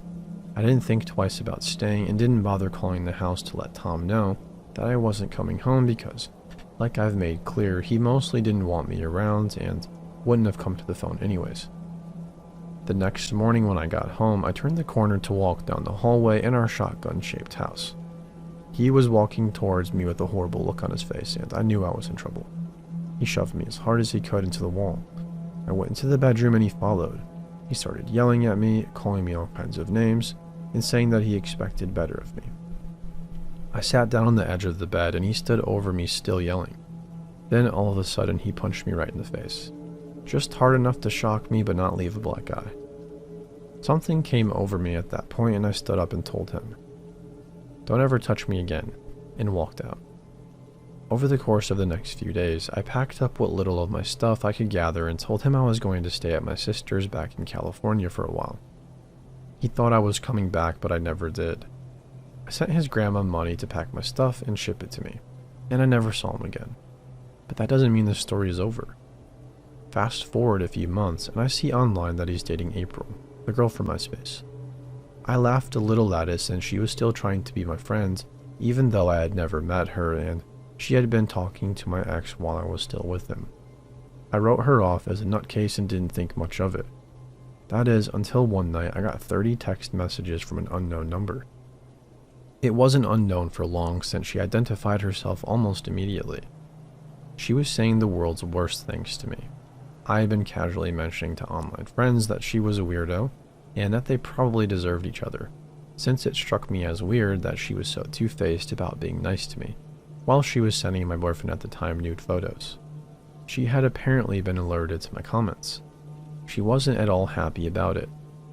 Among the text messages were threats of coming out to California to kill me, and warning me that she fights dirty. She had gotten my number out of his phone one night and was going ballistic. I told her to stop or I would call the police, and that only shut her up for the one night. Every single day I would hear from her. I began dating somebody new and she would add him on every social media platform and try to talk to him. She did that with everyone I showed interest in publicly online. She made fake profiles to stalk me on social media and call me horrible names. When I finally went public with what my ex had done to me and how he had treated me, she lost it even more. It took me about a year after I left Tom to tell anyone what he did to me. When I finally did, most people were sympathetic and offered words of comfort. But April, she sent me a 4-page long email that was filled with delusions. She wrote about how she and I were good friends and how she wished that we could still be, and how she tried to be my friends no matter what. She wrote that I was lying about my abuse and that I didn't have battered woman syndrome. And that she knew that for a fact because she majored in psychology in community college. Seriously. She wrote that she had met all of my Midwest friends and they all hated me and laughed about how stupid I was. She wrote that she thought I was a closeted lesbian and that I need therapy. Also saying that she was in contact with a lawyer and they were working on a harassment case against me. Of course, none of this was true. I shut my laptop after reading that letter in total shock. Not only did I have to deal with being treated like garbage for 4 whole years, but now I was dealing with gaslighting from my abusive ex's new girlfriend. What the heck? I responded to her, which I shouldn't have, and told her that I thought she needed professional help and to stop contacting me. Then I wrote to my ex's email that I remembered and told him to tell her to leave me alone. I never heard back from him, but I stopped hearing from April for a while. About a year after that, she started up again. She made new social media profiles and would post the same things I did immediately after I posted about them. She bought clothes that looked like mine, wore her hair the same way. I work in the art industry, and all of a sudden, she started posting about how art is life. I play guitar, so she posted about how she wants to play guitar. I started a cooking blog and even guest blogged for a few websites, and she made posts about how her dad was a chef, so naturally cooking was in her blood. If you're wondering how I knew about what she was posting, it's because she always made herself known. She would like or unlike my photos on Instagram. She would comment on profiles she knew I interacted with.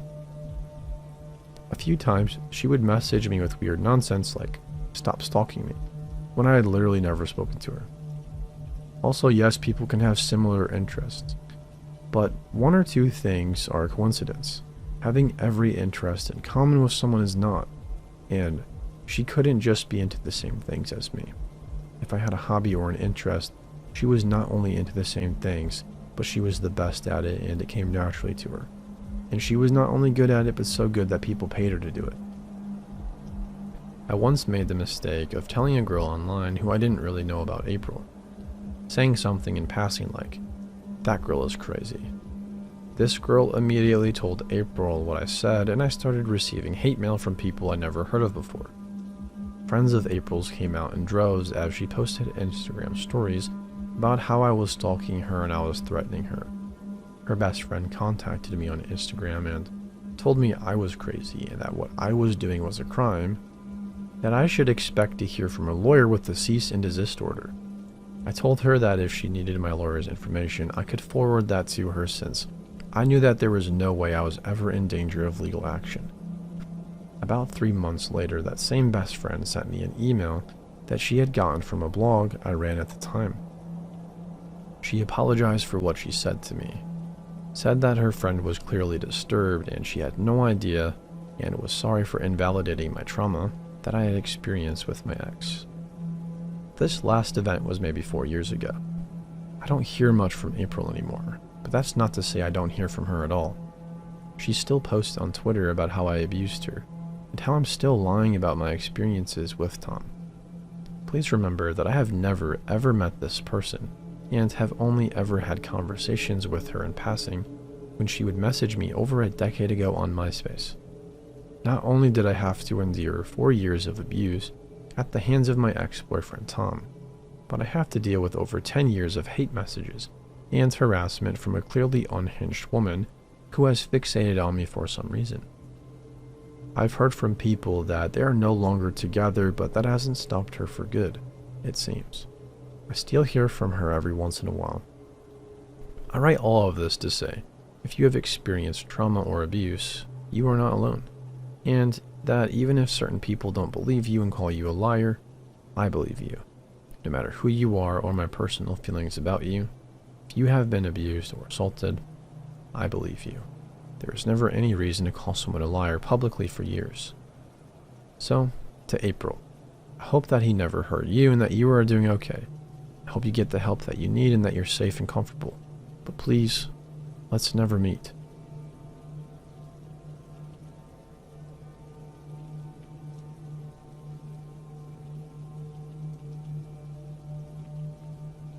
This was many years ago, maybe when I was 20 or 21. I was assaulted when out jogging in a park while on vacation somewhere north in Ontario. It was deep in the woods. I was listening to music alone. I should have been more careful. There was this guy with a blue dirt bike at the entrance to the trail who was acting really creepy and suspicious. He kept trying to start conversations with me as I was unpacking my stuff and getting ready. Kept asking about things like, "Where did you come from?" or "You work out?"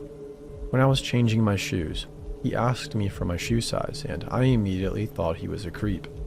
I just lightly chatted with him and kept my gaze down. I was wearing a hat, so it would hopefully hide my face. Nearly half an hour of jogging and sightseeing, I saw the blue bike ahead. It was parked off to the side, and I remember the feeling like a lump in my stomach suddenly formed, and I thought for sure that guy was probably ahead to try something. I was on the main path for the whole way since, but considering he was waiting there, I decided to backtrack a little and take the nearest side path to avoid the encounter. 5 minutes into the side path, there was this narrow spot in the trees that led onto an old concrete square. I think it was like a water reservoir or a foundation or something. I wasn't thinking and just kept going. I stepped in this black adhesive stuff on the other side of a lip of concrete. My shoes were completely stuck. It was like some kind of tar or glue. I don't know. I didn't know what it was and just assumed it was something from the structure, like leftover construction stuff. I spent a couple of minutes just trying to work my shoes out, but eventually had to take them off for better leverage. Then I saw the man. He came towards me. I felt panicked. I was going to get my bear spray when he said he was here to help. I didn't want to potentially aggravate him or do something that could get me in trouble, so I stood back and let him try to get my shoes out. I noticed that he was just pretending that he couldn't get them out, and I remembered what he said about my shoe size and thought something was so off, so I backed away and considered spraying him. It happened fast.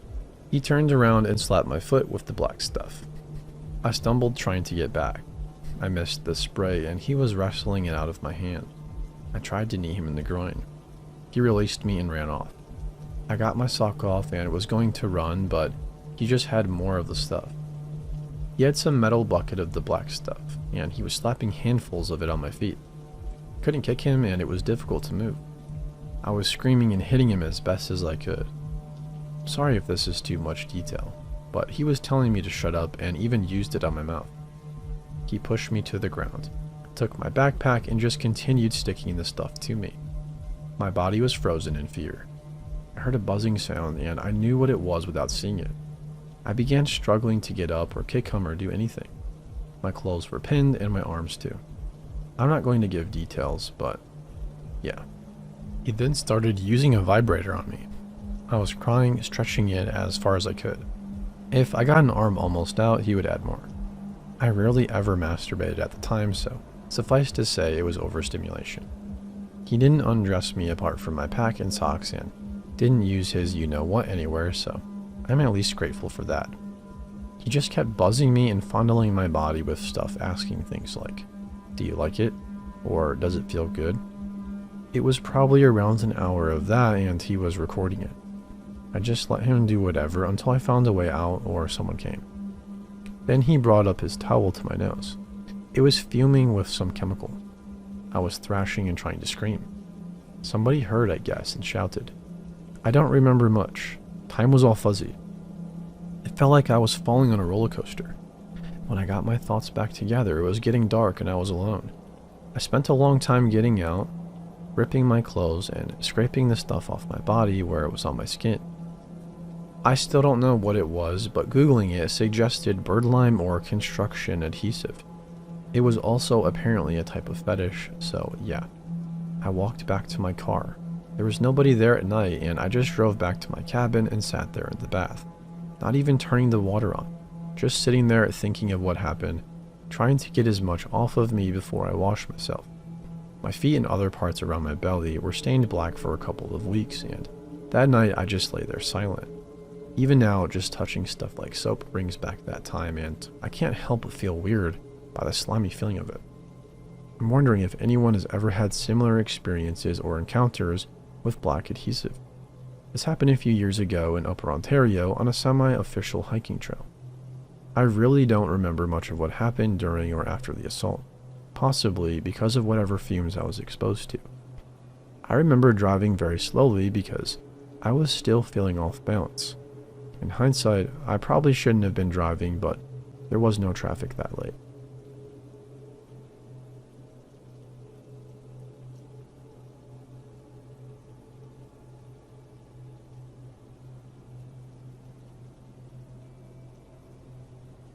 Some years ago, my family lived in a heavily wooded area in the Pacific Northwest. I was 5 at the time. My sister was 6. Our yard was fairly good-sized, at the end of which was nothing but thick woods that ran back a long way. Our parents always told us to never wander off into the woods, but my sister and I were raised with adventurous spirits. That's why I always blamed this story on my folks. So one day we get the swell idea to go for a little hike in the woods on our own. We waited for our parents to both go inside, and off we went merrily tromping through the woods without a care in the world. About maybe 10 minutes in, we hear a rustling in the brush ahead, and we both stop dead in our tracks. We both looked at each other with sheer terror in our eyes as we saw a big bearded man approach with a red-stained axe in tow. His white wife-beater t-shirt was also splattered red. We had never seen this man before, and he was quite the sight. As a young child, it's hard to remember certain events, but this one has been stuck in my brain. He had a giant physique. The man asked us why we were out in the middle of the woods alone, but we were so frightened, all we could do was cry. He asked us if we wanted to come with him, and he would make us some hot cocoa. We were both shivering at the sight of this man, and at that moment, our parents could be heard yelling for us. Thankful for that, because if this man were any kind of good person, he wouldn't have looked startled and hurried away. After the dude walked away, we both booked it back home as fast as we could. After each of us received a whooping, we told our parents about the man, but my parents must have thought we were lying because they never saw anyone like that in the neighborhood or around our general area. To this day, I'm still not sure what the intentions of this guy were, but you would think he would have asked us where our folks were at, instead of inviting us to wherever for cocoa.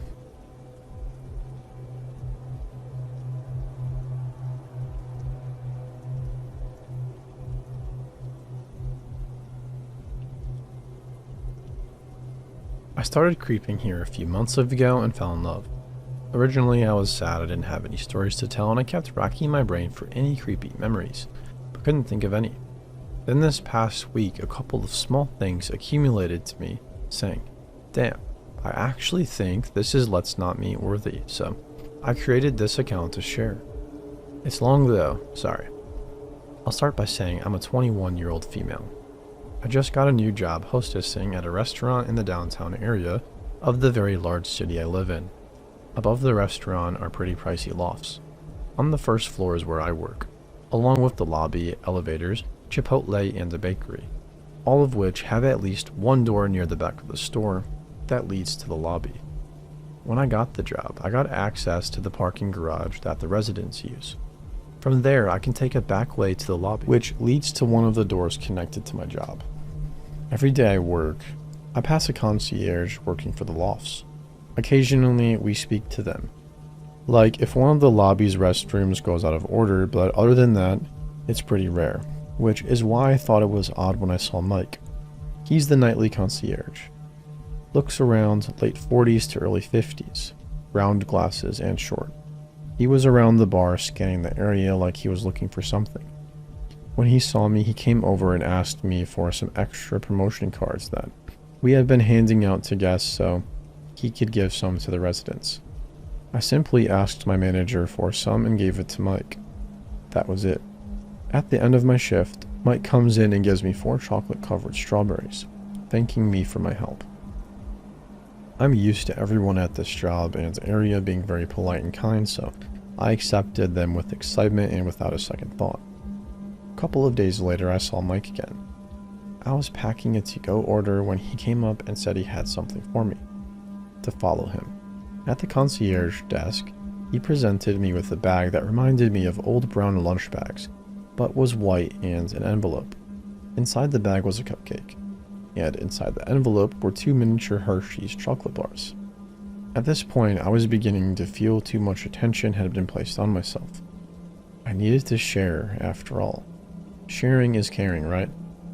I faked excitement, which I realized I shouldn't have. Thanked him and asked if he'd met the other new hostess, Michelle. who I was working with that night. He said no, so I introduced them. 10 minutes later, he brings a second cupcake.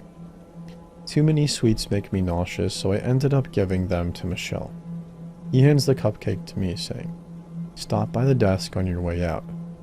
I have something for you." But the look on his face was creepy.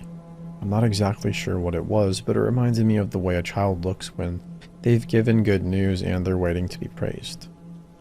Now, I'm starting to think, it better not be another damn cupcake. The night goes by slowly and Mike, yet again, comes in and searches for me. I'm at one of the computers putting in an order and he hands me 2 sheets of paper with some stuff typed on them. He says he's writing a book about the history of the loss. Okay, you're writing a book and you hand me barely a page and a half worth of text. Whatever. At the end of the night, I asked one of my best friends that I work with to stop by the desk with me because I didn't want to go alone. Turns out it's a 3rd cupcake, along with a Cosmopolitan magazine. Inside that is a printout of a joke that someone emailed him. The cover of the magazine is 78 Crazy Hot Sex Facts, which I tried to ignore. He had crossed out the name of the resident it was being mailed to. Read the magazine, I threw away the cupcake, and the joke wasn't funny. Finally, last night, I passed him as I was coming in. As soon as he sees me, his face lights up and I cringe inside. You see, this guy's nice and all, but too much is too much. He stops me and asks, "Hey, did you lose your purse?" "No, I didn't." "Well," and he pulls a small shopping bag out, and it's completely full. I didn't really want to look inside, so I kind of skimmed to the top. As I was pretending to be interested in the bag, he says, "You are the most beautiful girl I've ever seen, so," and trails off waiting for my reply. I acted like I didn't hear him and just thanked him with the fake smile, avoiding eye contact. "Do you want to look at it here, or?" I tell him no, I must clock in before I'm late. I am 30 minutes early. I power walk away, and as soon as I step inside the restaurant, I find Michelle and my manager and tell them what a nice surprise Mike gave me. They knew how creeped out I was by Mike, so they were 10 times more ecstatic than I was to see my little shopping bag. We take it to the back to inspect the items. Lots and lots of miniature feminine care products. Chapstick, wipes, perfume samples, a tampon, toothbrush, toothpaste, etc. And then the mother load. Small bottle of Astroglide natural lubricant. I do a laugh that is equivalent to, "Are you serious?" I feel violated for some reason. Really, really uncomfortable. I keep laughing though because I can't believe this old man just gave me a lube. Everyone is laughing fits too. Everyone else is having laughing fits too. Michelle, the bartender, my manager, and even some of the servers. Anyways, I don't look at the rest of the bag's contents. My manager offered to speak to Mike on my behalf to get him to stop, but I've never been the type to let other people do the talking for me. I'll do it the next time he tries to give me something. The night wears on and I'm on the phone taking an order to go, and Mike comes and drops off another cupcake. Yay. Gave it to Michelle again. She told me when she came in before me, he had asked her if she knew when I was coming in. Upon hearing my arrival was 2 hours away, he says, I have to wait a whole 2 hours before I get to see her." She said it didn't look like he was joking. Had to ask my manager to walk me to my car because I felt like Mike was going to follow me out there or pop out of the shadows or something. We did run into him after we left, but he didn't say more than goodnight, thankfully. After some deep gossip with a girl that's been working there for a couple of years, she enlightens me. She had come in to eat last night, so she was there and saw everything too. Mike was like this to another girl, the one whose shifts I took after she quit. She said he probably just grabbed all that stuff from gift bags from a party the banquet hall had earlier, not even paying attention to what was in them. But still inappropriate. And the book he was writing? Showed her the papers, and she said it's straight from a brochure the lofts give new residents about the history of the building. My general manager was thoroughly creeped out as well, and he's a creeper himself. He jokes like, "He gave you a bottle of lube? That's inappropriate." I'm going to have to confiscate that, okay? He brought up a good point that I hadn't realized, though. The cupcakes. They were homemade and nobody knew what he put in those. I could be eating semen while he sits at the bar, getting off on watching me/us eat it. I thought they were from the bakery next door. I'm not sure if I'm overreacting or not. I mean, the guy seems harmless, but I've only known him a grand total of 3 days.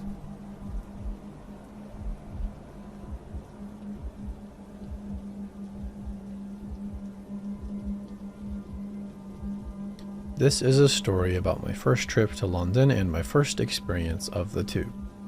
Our village guide group had taken around 19 girls down to London for the weekend to do the regular tourist hotspots and visit the Guiding World Center.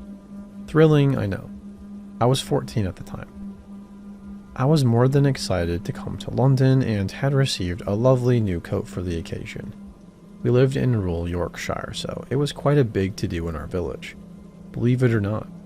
We were packed off on the train and spent an unremarkable day and night in the capital city. Then came our tube trip.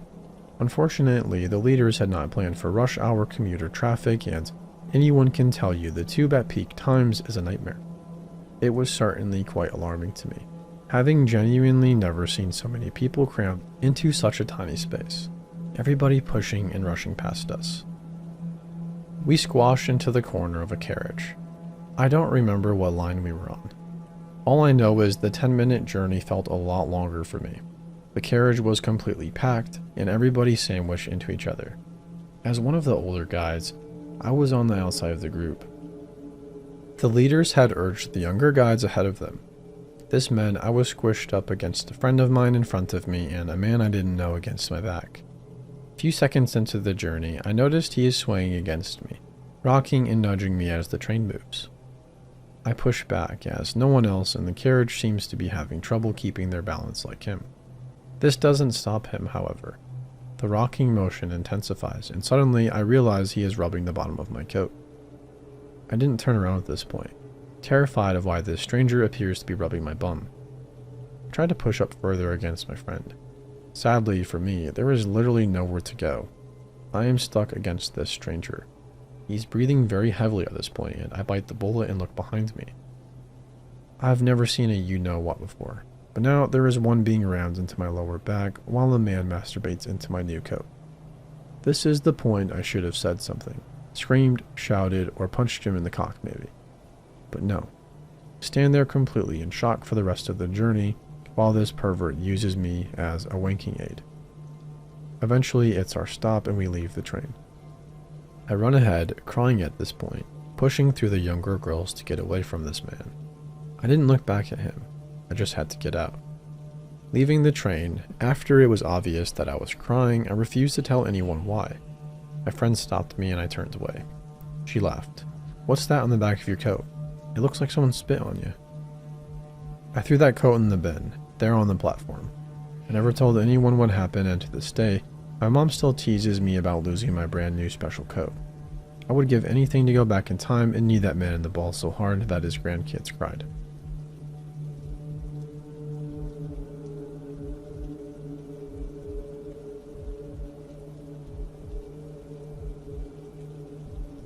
So it's 7 a.m. and I'm idling in a McDonald's parking lot until sunrise. The past few days with an escalating prowler have finally driven me out of my home. I, 25 female, live alone and on the ground floor of some cute condos with lovely neighbors. I work nights, but with the pandemic, work has been scarce. Naturally, I'm used to staying up late. 4 nights ago at 2:30 a.m., I was watching TV in the living room and my dog started growling out the window. She only does this when someone or something, it's usually a cat or raccoon, is on my patio. I assumed it was an animal outside until I heard what sounded like somebody trying to open my door. I sat still and listened for more noise because I just couldn't believe that was happening. I called my mom because I'm feeling weirded out and then peek out through my blinds. All closed, by the way, to see the gate to my patio is wide open. I know I shut it and the wind doesn't ever blow it open. I'm still on the phone with my mom and I get the genius idea to go show whoever it is that I'm not scared and go latch my gate while making my presence known. I go outside and there is a man on the walkway near my patio entrance. He was walking away until he heard my door open. He fully turns around to face me and stops staring. Average looking white dude. Hoodie up, hands in pockets, no bag. Strange, as I first assumed it was just a patio thief. When he turns around and looked at me, I got a chill. Why would this thief show me his face and make a point of fully turning to face me and stare? I'm shocked and begin walking backwards towards my door to the inside. He turns back around and keeps walking away. He takes 3 steps, then fully turns around again and stops to stare at me. I went inside and stayed on the phone for a couple of hours until I finally fell asleep. I called the non-emergency police and they made a note. After that first weird encounter, I put a long and low to the ground flower pot against my patio gate so it would at least make noise if somebody opened it. A couple of nights passed and I didn't notice anyone creeping about until last night. At about 1 a.m., I heard a crashing and falling noise. Again, I call my mom for assurance and look around the house to see if anything fell. I think it must be nothing, get off the phone. I suddenly remember my DIY flower pot alarm and peek through the blinds to see yet again my gate is open and the flower pot is knocked over. He came back. I called non-emergency police again. This time they came and did a patrol of the neighborhood. Didn't catch him. Fast forward to tonight's incident. Needless to say, I'm thoroughly creeped out. I find a deal on some security cameras with motion detecting capabilities. Got to Best Buy just before closing and snagged the last pair in stock. I set those bad boys up and felt pretty safe. 1 a.m. again, I'm running a bath and on the phone with my boyfriend and get a motion detected alert for my security cameras. I assume it's just a cat because I didn't hear the gate crash. I reset my flower pot system after it was knocked over the previous night. To my horror, I see a man tiptoeing from the side of my patio towards my door, hoodie up, hands in pockets. He knew not to use the gate because it made noise last night. It was him. He wiggles my door handle. I'm absolutely terrified he is right there. He's back again. I throw on a long coat and run into the lobby barefoot and call 911. My boyfriend got here before the police and was running through the back with a baseball bat looking for this creep. Unfortunately for me, and lucky for him, he didn't find him. Police didn't find him either. So here I am, sitting in a McDonald's parking lot at 7 a.m., scared to go home. It's all just too creepy, and I know to trust my gut. Why would he turn around and stare the first time? Why would he come back after he knew I saw him? And why is he so determined to be here? He hopped the fence to avoid the loud noise of the gate/flower pot. What scares me most is how persistent and undeterred he seems by any of it. What will stop him? What is the end game for him? Nothing is missing from my patio. Frankly, there's nothing to steal. He never had a backpack or bag, just hands in his pockets. I have him trying the door tonight on video. I just don't know how to attach it here. Any advice? Anyone know the psychology of guys like this? What can I do?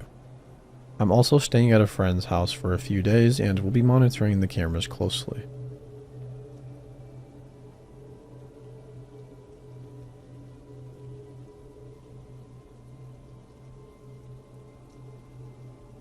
This happened in 2007 when I was 19.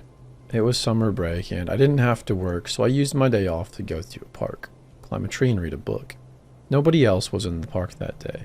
Mine was the only car in the parking lot. It was a beautiful day, so I remember being a little bit surprised at that, but it was also mid-morning on a weekday, so I figured that was why I had the place to myself. I'd been there about an hour when I heard a car pull in. This park is on the top of a steep hill overlooking a valley and the entrance is kind of strange. You can't exit where you entered. Once you enter the park, you are immediately in the sole parking lot. There is an exit on the far end of the parking lot that circles the entire park and dumps you out on the main road. From where I was sitting and from most angles, the parking lot curves and a majority of it, including the exit, is hidden around a bend and a bunch of trees. You can only see a small portion of the lot. I heard someone enter, but I didn't look up in time to see the car before it disappeared around the bend.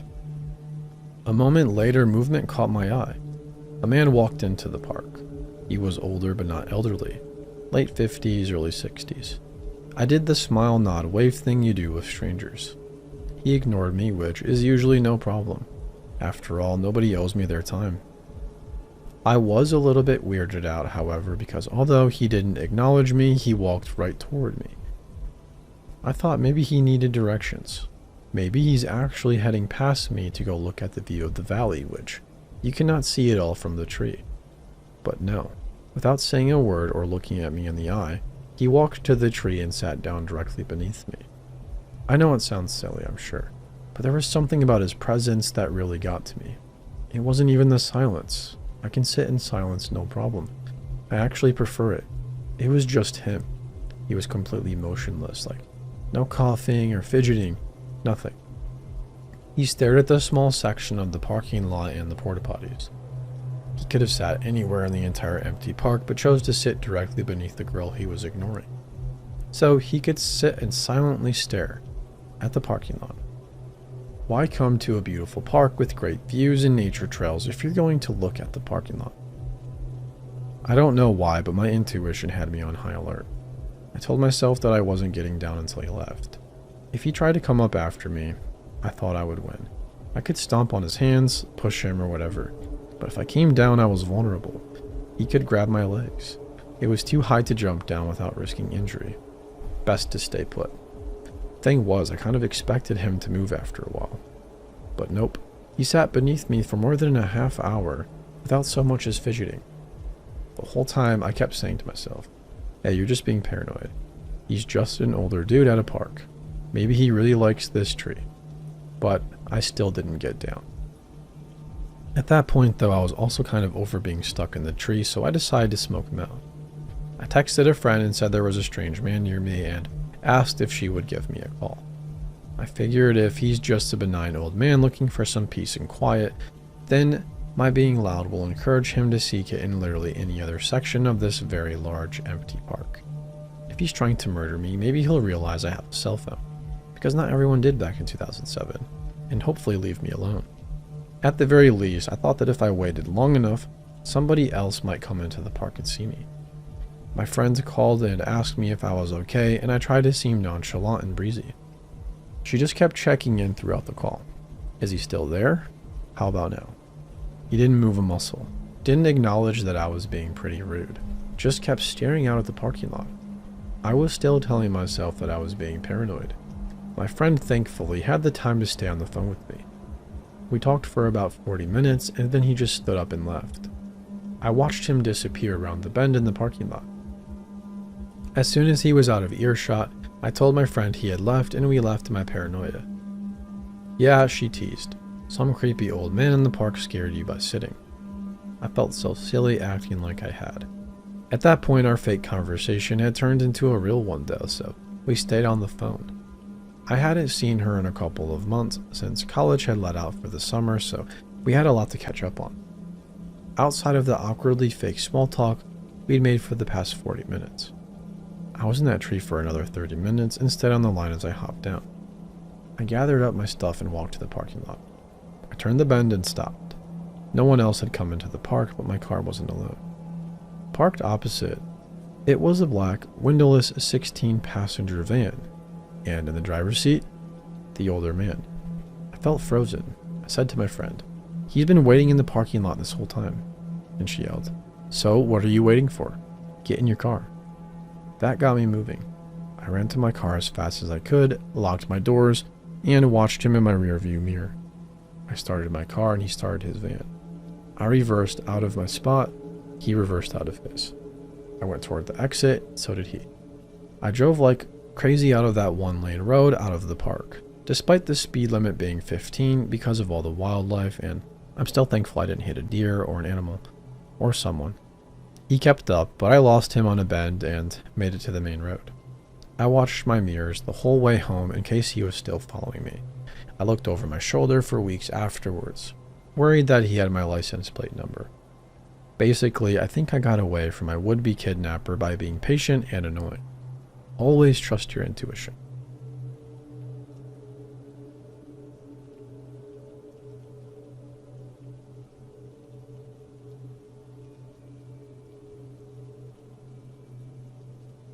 Once, when I was about 13 or 14, I got home from school and was home alone. I was kind of an anxious kid, and this was before cell phones were common. About 2002, I think. I called my mom at work a lot. This involved calling the security desk, and they would come get her off the factory floor. And she told me that I couldn't call her at work anymore because she could get in trouble. Previously, I would call about things like, "When are you coming home?" and just to make up stuff to talk about because I was bored or lonely, so I get it. Recently, my mom had purchased on credit a big flat screen TV and stand from Best Buy. And we had spent tons of time treating our living room like a movie theater. We had over 200 VHS tapes.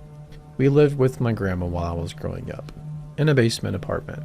It was a walkout and had a full kitchen and bathroom, while grandma lived upstairs. I came home on the bus and noticed that my grandma had left the garage door open. She was a little forgetful sometimes, so it was something she did from time to time. I went straight to the basement from my garage and into my room. I remember looking around like, dang, I thought I just cleaned up in here, and it's a mess already. I was a bit of a slob as a kid when it came to my room though, so I didn't think much of it. I was only in there for a minute or so before deciding to go watch some TV. I got to the living room and it was gone. Now, I'm not the brightest crayon in the box when it comes to real life stuff at this age, so I'm mostly just confused. I honestly believe at this point that the TV is broken and my mom sent it to Best Buy or something to be repaired. I go upstairs to my grandma's house to use the phone. Our phone line downstairs we only used for internet at the time. I called my mom at work, knowing she's going to be a bit mad, and she is. It went a little bit like this after they brought her to the phone. What? Sorry to call, I was just wondering. Where's the TV? What are you talking about? It's downstairs where it always is. No, it's gone. Is it in the shop? That's when she got serious. Are you home alone? Is Grandma there? No, she's gone. She left the garage door open when she left. That's not good. Go lock yourself in the bathroom. I'm coming home. At this point, I hear footsteps running loudly up our basement stairs. The access to the basement was through the garage, the same as the access to the upstairs. I scream and drop the phone, corded wall phone, running to the back of the house where the bathroom is, slamming the door, locking it, and opening the bathroom vanity drawers since the door opened inward and it wouldn't open with the drawers out. My mom called the police and rushed over. Our house at the time was set up in such a way that we shared an entrance with the parking lot, so I'm assuming whoever was robbing us was parked over there, which is why I didn't notice any cars and they got away so fast. My room was trashed. My mom's room was trashed, and the TV and fishbowl full of change were gone. The scariest part to me was not just that I was downstairs alone with the person, but that I was in the same room. The basement was a one-bedroom with a huge living room. My mom had cut the living room in half with a big entertainment center, which the TV was in front of, but she had no door, only a wide opening to one side, so while I was checking out the TV, somebody was on the other side of the entertainment center, going through my mom's underwear drawer. How do I know? Because they stole all of her underwear too, except for one pair that was on the stairs when the cops got there. And it wasn't there when I went downstairs when I got home. Actually, my mom always said she thought it was a woman who robbed us, because she assumed that she took all of her underwear and swimsuits, same drawer to wear. I don't agree, although she could have been protecting her own feelings or mine at the time. Cops never found our stuff, and it took 10 years before my mom got a big TV like that again.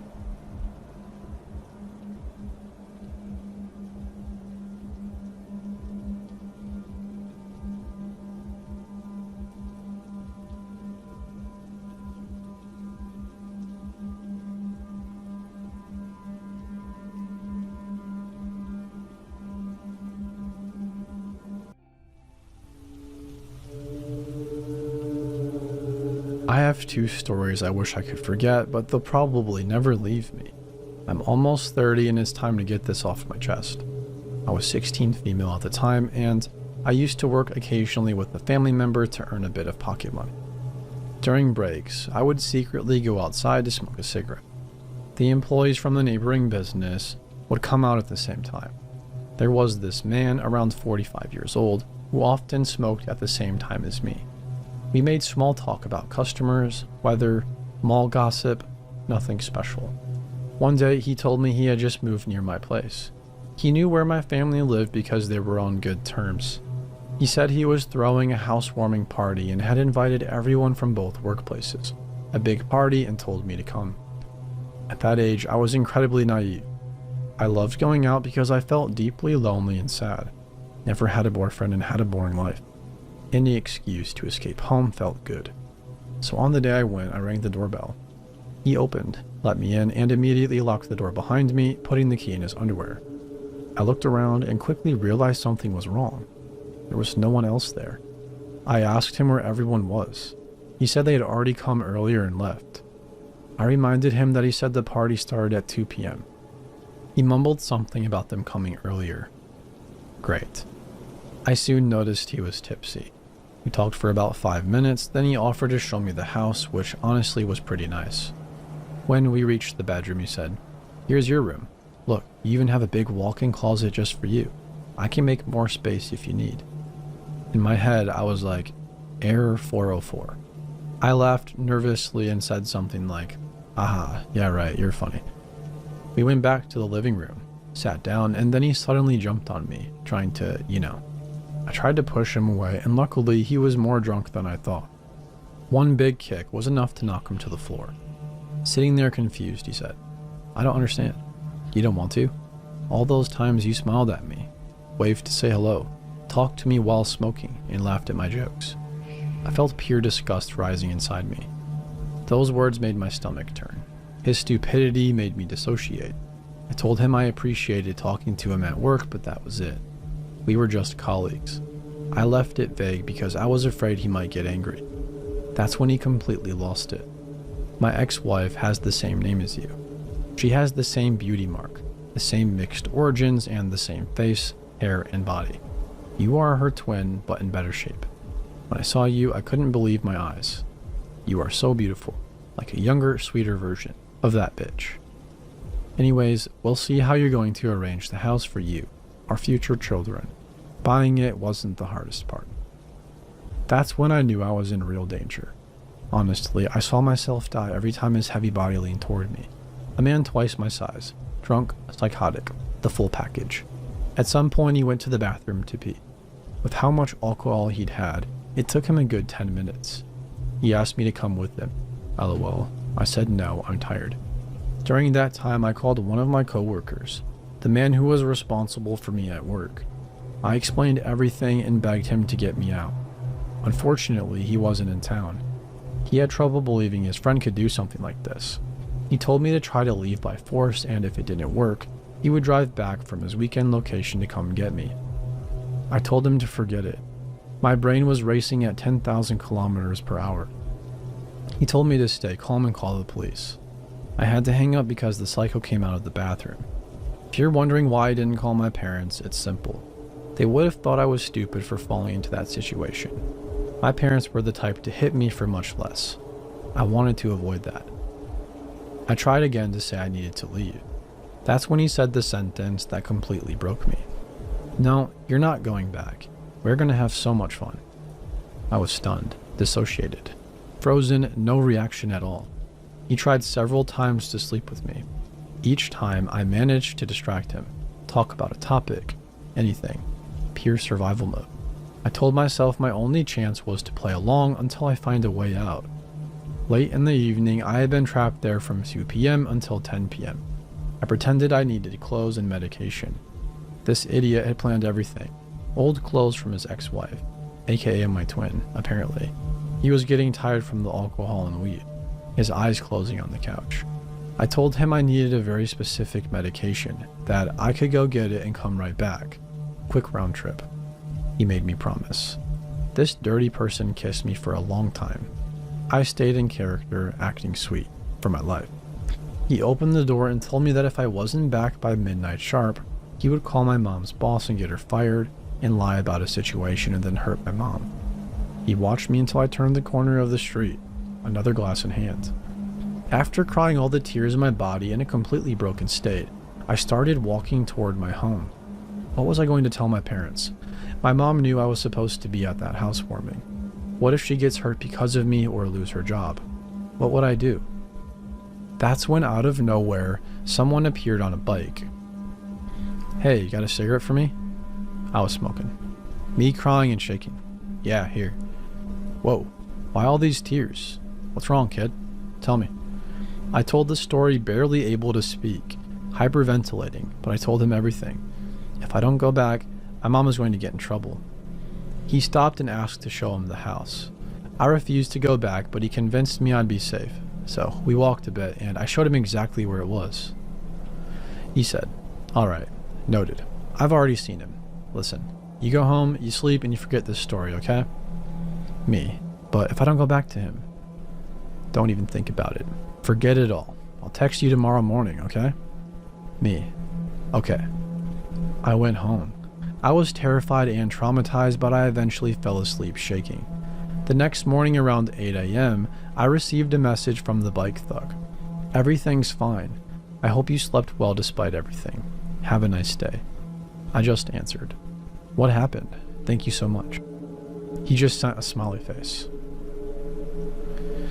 The day passed. No news from the psycho. The day after that one, I ran into a coworker outside.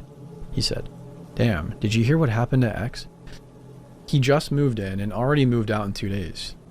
I asked how that was possible. He replied, "Some people broke into his place at night and destroyed everything. Absolutely everything, including his teeth. He doesn't have any front teeth left at all. He could barely talk when he came to pick up his stuff at work. That disgusting predator." I want to say thanks again to the man I never saw again after that night. Real men do exist. I will forever be grateful. X, let's never meet again. And yes, later I filed a complaint about him. Without any news though.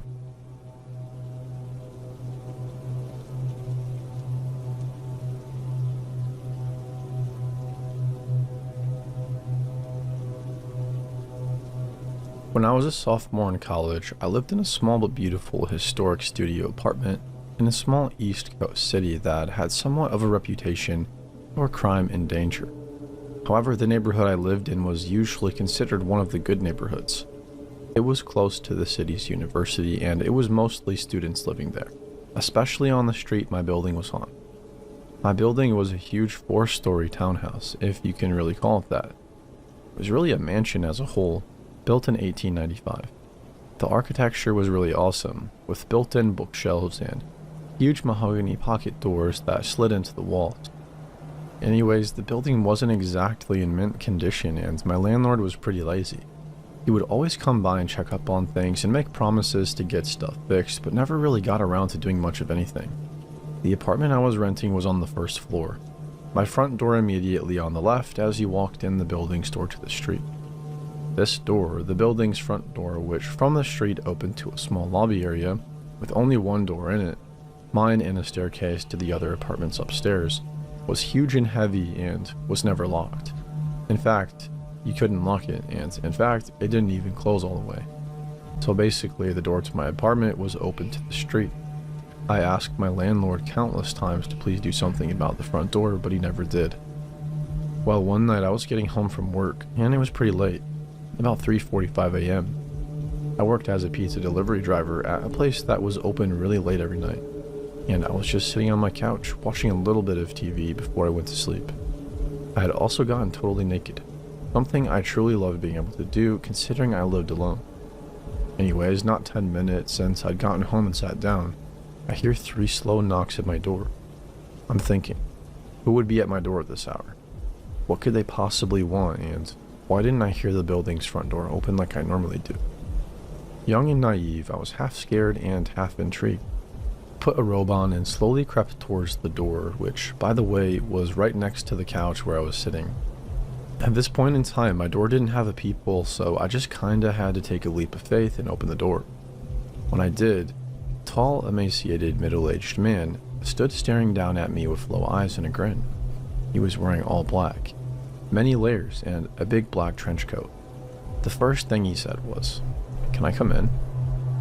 With the door barely open, I got a deep hit in my stomach and just went, no man, what's up?"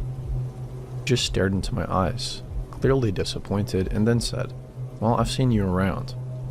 I started to smile. The pit in my stomach had evolved into a churning sensation, and I was starting to get nauseous. Yeah, I've been watching you, and I like the way you look, you said. So, you're gay, right? Bisexual? I was just like, I don't know, but it's late and I'm going to bed, bye. Kind of nodded and lingered. As did I, watching to make sure I saw him leave the building. Once he did, I closed the door, locked it, and stood with my hand still on the knob for a good minute at least. After I snapped out of my shock, I ran over to my couch and pushed it up against the door. I ended up sleeping on the couch that night. Even though it was right there, it made me feel safer, like I could hear if something happened. Well, nothing happened that night. It wasn't until about a week later, on one of my nights off from work, that I was sitting around my apartment, winding down by myself, after I had had some friends over drinking and smoking a little bit, as college kids will do.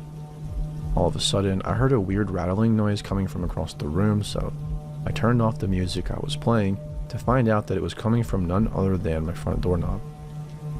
I looked at it for a second and saw that both the knob and the top lock were jiggling. Someone was trying to get in. Like a deer in headlights, I was frozen, staring at the things wiggle and shake until I started to see the top lock actually budge and start to turn. I leapt up from my chair and soared to the door, grabbing tightly onto the lock and forcefully twisting it back to being locked. The jiggling of the lock and knob stopped for a second because whoever it was clearly knew that I knew. It was only a second though before they just started struggling again, and I had to use all of my might to keep it still. Sweat was dripping down my forehead and my ribcage, and after about 10 or 15 seconds of wrestling with this intruder, it stopped and I heard the building door open and close. Footsteps ran down the stairs of the stoop to the sidewalk. Just like I was before, I was paralyzed with my hands at the door for a good while before I realized I was crying and shaking and that I needed to call someone. My instinct was to call the police. In hindsight, I regret this for the following reasons. I was basically having a panic attack while I was on the phone with 911 and actually threw up during the call. And I think that's when they decided I was just messed up or something. When the two police officers got to my apartment, they stood in my doorway as I struggled to recount to them what had happened as I was shaking and crying. I noticed at one point that they were both smirking and laughing, and I say, "What's funny right now?" One of them goes, "It reeks of marijuana." I was just like, okay, and basically argued with them after that. Long story short, they ended up confiscating a bunch of stuff from my apartment and basically turning the whole situation into a little mini drug bust. Although they said they weren't going to charge me with anything, just take my stuff. Nothing about this attempted break-in besides keep your doors locked. I was devastated and felt so helpless. I hate to make this story so long, so I'll try to keep the last part short.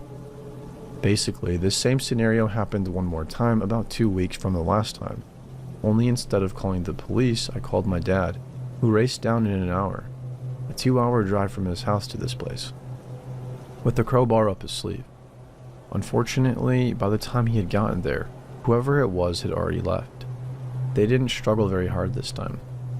My dad ended up cussing out my landlord and demanding he get the door fixed and install a new lock and a peephole on my door.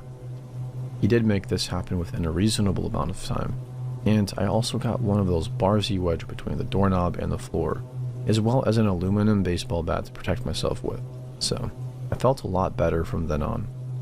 Needless to say though, I ended my lease for that apartment about a month early and never moved back to that street. I never found out for sure who was trying to pick my locks or if it was the guy who had come to my door the first time. But whoever it was, let's not meet. Can I still say that? Haha.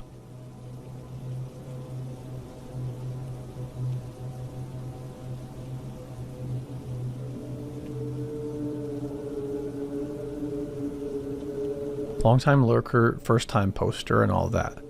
Please delete or let me know if I'm missing anything as far as the rules go. This happened a few years back when my husband and I lived in a townhouse that's part of a relatively large apartment complex. We've been having issues on and off with our cable service. It wasn't uncommon for us to randomly lose cable access on a TV here or there, or to be unable to watch premium channels like HBO or Showtime. despite the fact that those channels were part of the package we were paying for. As a result, my husband would call the cable company somewhat regularly, and they would have to schedule time for a technician to take a look. Generally speaking, whenever my husband would schedule a technical call, he would try to do it for a time frame when he knew he would be home. On the rare occasion that wasn't possible due to his work schedule, he would always let me know that the tech was going to be at our home, and he would give me the time frame when I could expect them. Additionally, we would get a confirmation call from the cable company reminding us of our appointment, asking us to verify somebody would be home. On this particular day, a Saturday or Sunday, my husband left to go to work. I was home alone and it was just a normal day. About 15 minutes after my husband left the house, the doorbell rang. I looked through the peephole but didn't see anyone. "Who is it?" I yelled, and heard the muffled response. "It's the tech from cable company." Confused because my husband hadn't said anything about someone coming out to look at anything, and because I wasn't aware of any issues we've been having with our service lately, I opened the door. I wasn't scared at this time. It was daylight and really seemed like no big deal. There was a man standing on my front porch. He looked to be in his mid-20s and was of average height and build. He seemed shifty. Initially, it looked to me like he had to use the bathroom and was doing the pee-pee dance, kind of hopping a little bit from one leg to the other. "Can I help you?" I asked. "I was called out to check a few things with your cable box. It sounds like you're having problems with your service. I checked the lines outside and everything looks good. I just need to look at a few things inside," he replied. Immediately confused, I peered past him as he stood at my door. I knew our cable was currently working just fine as we'd have a service call only a few days prior. We hadn't had any problems since then. I realized there was no official van parked anywhere, something all the other technicians had driven during past service calls. I also noticed he had nothing in his hands, no clipboard, paperwork, or anything. I knew from prior visits that there was always a work order that I needed to sign whenever a technician paid a visit. The man was wearing street clothes, a long sleeve plaid shirt, jeans, work boots, and one of those fluorescent vests you can buy at Walmart that the guys who do construction on the highways wear. I became a little bit more nervous at this point. At best, I thought maybe he was legitimate but just had the wrong home. I had a feeling that something just wasn't right with this situation, however. I told him that he must be mistaken, that we had not made any service calls, and started to close the door. Before I could get it closed all the way, he stuck his foot in the doorway and insisted no mistake had been made. Getting scared, I told him I did not want him coming in the house and reiterated that we did not report any issues with our cable service. Keeping his foot in the door, the man begins to plead with me to let him inside. He tells me that he's a new technician with the company and that it's important that he fulfill all service requests or he may get fired. He stated it's possible there had been a mix-up and that we hadn't called anyone for assistance, but that because he had been scheduled to come out, he was still required to look around and verify that everything was in working order. He told me if I could just let him in, he would call the office and straighten everything out. Very uncomfortable now, I started trying to think of a way to get this guy's foot out of my doorway. I was about to shove him in the chest, hoping to make him lose his balance so I could slam and lock the door, when my neighbor arrived next door. Our townhouses were side by side and we essentially shared the front porch. As she walked up to her door, I loudly said so that she could hear and realize I was in trouble, that I did not want him at my home, that I had made no service request, that I was not okay with him forcing me to keep talking to him, and that I would call the police if he did not leave immediately. My neighbor, understanding the situation, immediately stopped what she was doing and stood on her porch, next to the man, cell phone in hand. She was ready to call 911. Realizing he was causing problems and that now there was a witness to the exchange, the man simply turned around and walked away, saying nothing. I quickly thanked my neighbor for her help and closed the door, locking it. I called my husband and confirmed what I already knew to be true. He had not called the cable company for anything at all. Hoping I was just being paranoid, I called the cable company and asked if they'd send a technician to my home. Accidents can happen, right? They told me they hadn't sent anyone. I then asked if they'd sent anyone to my apartment complex, hoping that maybe the guy just had the wrong address. The company insisted they had not. This incident made me very nervous, but There hadn't been any harm done, and because it happened in the middle of the day, I was able to put it out of my mind pretty quick. It was a strange thing to have happened, but after the guy left, I just told myself he had probably made an honest mistake somehow, and that I'd just been overly cautious. I forgot about it. A couple of nights later, I was watching the news on mute while cooking dinner. Glancing at the TV absent-mindedly, I was horrified to see the mugshot of the guy who had been on my doorstep just a couple of days prior. I quickly turned the sound on. Turns out the man had just been hired as a contractor with a company that partners with the cable company. He had done a service call at a woman's house, returning to her home late the next night and breaking in. She was chatting with her boyfriend when the incident occurred, and whatever it was he heard while they were on the phone made him call the police to request an officer go check on her. When the police arrived, they found the woman bound and gagged. She had been assaulted in many ways. The man fled, jumping off the balcony towards the rear of the complex when police arrived. They'd shown up mid-assault. 2 hours later, he was apprehended. At the time of the broadcast, he was being held on a $500,000 bond. I was almost hysterical, obviously, having seen this on TV. I told my husband, of course, and mentioned the incident to a few close friends. I called the police as well, but didn't hear back from them after having left a message. I assumed they didn't need to speak to me after having already caught the guy. He was ultimately convicted. At some point, the victim filed a lawsuit against the cable company and the company it gets its contractors from. It seems the man had a criminal record that no one bothered to check prior to hiring him. I have no way of knowing what he planned on doing when he showed up at my place, nor do I want to know. Hopefully, scary cable guy and I will never meet again.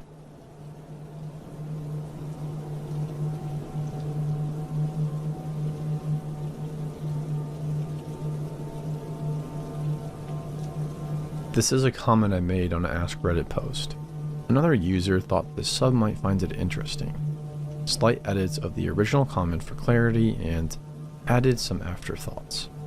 When I was about 10 or 11, there was this neighbor boy who was 18 or so who lived with his mother down the street. She was frequently away at work and he was a burnout, always hanging around outside trying to impress us much younger kids who thought he was pretty cool. He taught us bad jokes, let us look at nude magazines, and tried his beer and cigarettes. And all of the kids pretty much fought each other over who he liked the best. Well, one day I was riding my bike past his house and he called me over. I was excited because for a little while it had seemed like I was making lots of headway at being cool among the other kids because he had been taking an interest in me. He told me that he had some new toy or something that I was very interested in at the time. I can't remember what now. He had just gotten it from his mom the other day and it was in his room. I don't remember exactly what set it off, as I was very eager to see this thing and have a chance at being its buddy, but I all of a sudden felt very suspicious. I asked if I could get my little brother, as he would be interested too, but he said no. I asked if he could bring it outside, but no. His responses kept getting more hostile and aggressive, and in my mind I was panicking, because while I felt a sense of foreboding, I was sure I was blowing my chances at acceptance. So I brushed the feeling aside and stepped into the doorway. Something about the way the room was lit, the stale air in his face, just told my mind to get the heck out now. So I made an excuse and turned on my heels for the door. He began to try to talk me out of leaving and came rushing for the door. I didn't want to look like an idiot running away like a crybaby, so I swallowed my urge to run and continued towards the door at a brisk pace, but distinctly remember scrunching up my shoulders in anticipation of being grabbed. As I hurried out the door and leapt off the porch, I can only describe the feeling as one you get when you feel you're being chased, where the hair on your neck is on end and you swear at any moment you will feel their claws upon you. To this day, I don't know if I was just too fast or if he was too scared to actually grab me. I rode my bike straight home and never spoke to him again or went anywhere near his house. The incident was strange indeed, and at the time, I never understood exactly why I felt afraid, or what I was in fact afraid of. This kid had always been decent to me, although the things he talked about or showed us were often inappropriate. But those were the things we thought were also fascinating and cool. While I felt uneasy for a time, I quickly forgot about it and didn't consider it something to tell my parents about.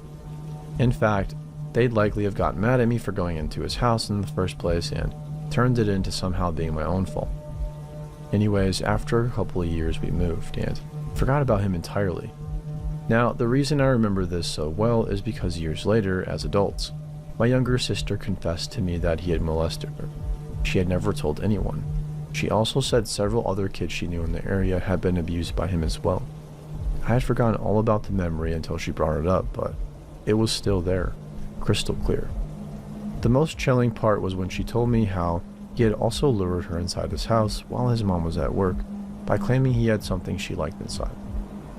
Apparently, she had gone far enough inside to his actual room, whereas I had only come into the living room. So, by the time she realized something was wrong, it was too late to escape. At first, I couldn't even understand how she came in contact with him, since she is 5 years younger and had her own separate group of friends she played with, but apparently one lived across the street from him and was also a victim. I originally made this comment on a question about when your instincts have played a crucial role in your life. My instincts might have saved me, but not my sister or many other kids that probably suffered. When she told me her story, I had never felt so much regret and guilt in my life, nor wept so bitterly. If I had only said something, things may have been so different for her and perhaps others. Please, if you ever find yourself in a situation where you feel threatened, leave immediately and report the person. You are likely not the first person they've creeped on, nor the last. Report it.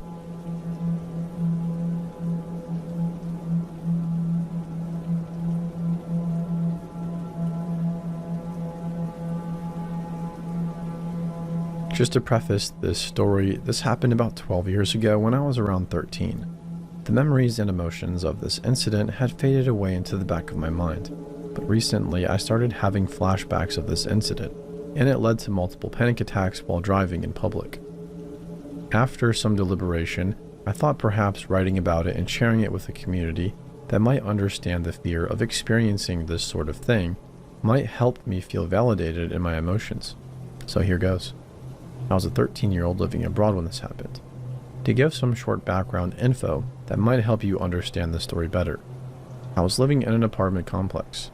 Every morning, the school buses would arrive at the main entrance of the entire complex and pick up the kids for school. The church I was attending at the time also operated buses to help people get back home. So every Sunday after the services were done, I would take the church bus back home.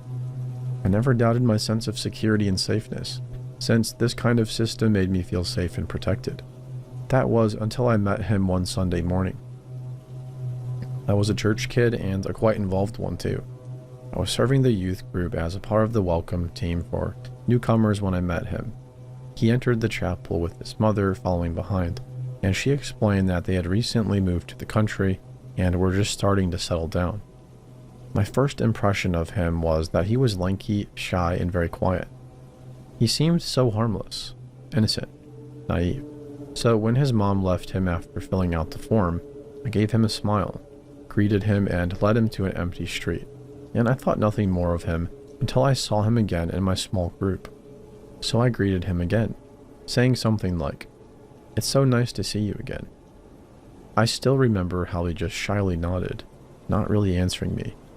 When the small group time ended, I took out haichu, free and soft candy, and gave one to everyone in the group, even the teacher, and as I handed the rectangular candy to him, he softly whispered, "Thank you," and walked away. That was the first time I heard him speak. I hadn't realized that he was living in the same complex as me until I got off the church bus and saw him coming down the steps of the bus as well.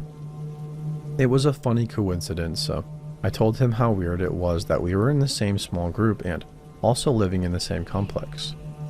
He nodded again and I walked off first because he was waiting for his mom and little sister, who were coming behind him. My apartment building was number 20, the first in the row of the buildings. I had opened the door and was about to go in when he followed behind me. Me, still in that newcomer greeting mode, responded to this by asking him if he was living in the same building as well. He nodded again. I noticed that his mother and his sister were not here yet, so I got into the elevator first, asked him if he was going to wait for them, and gave him my goodbye, when he quietly nodded yes.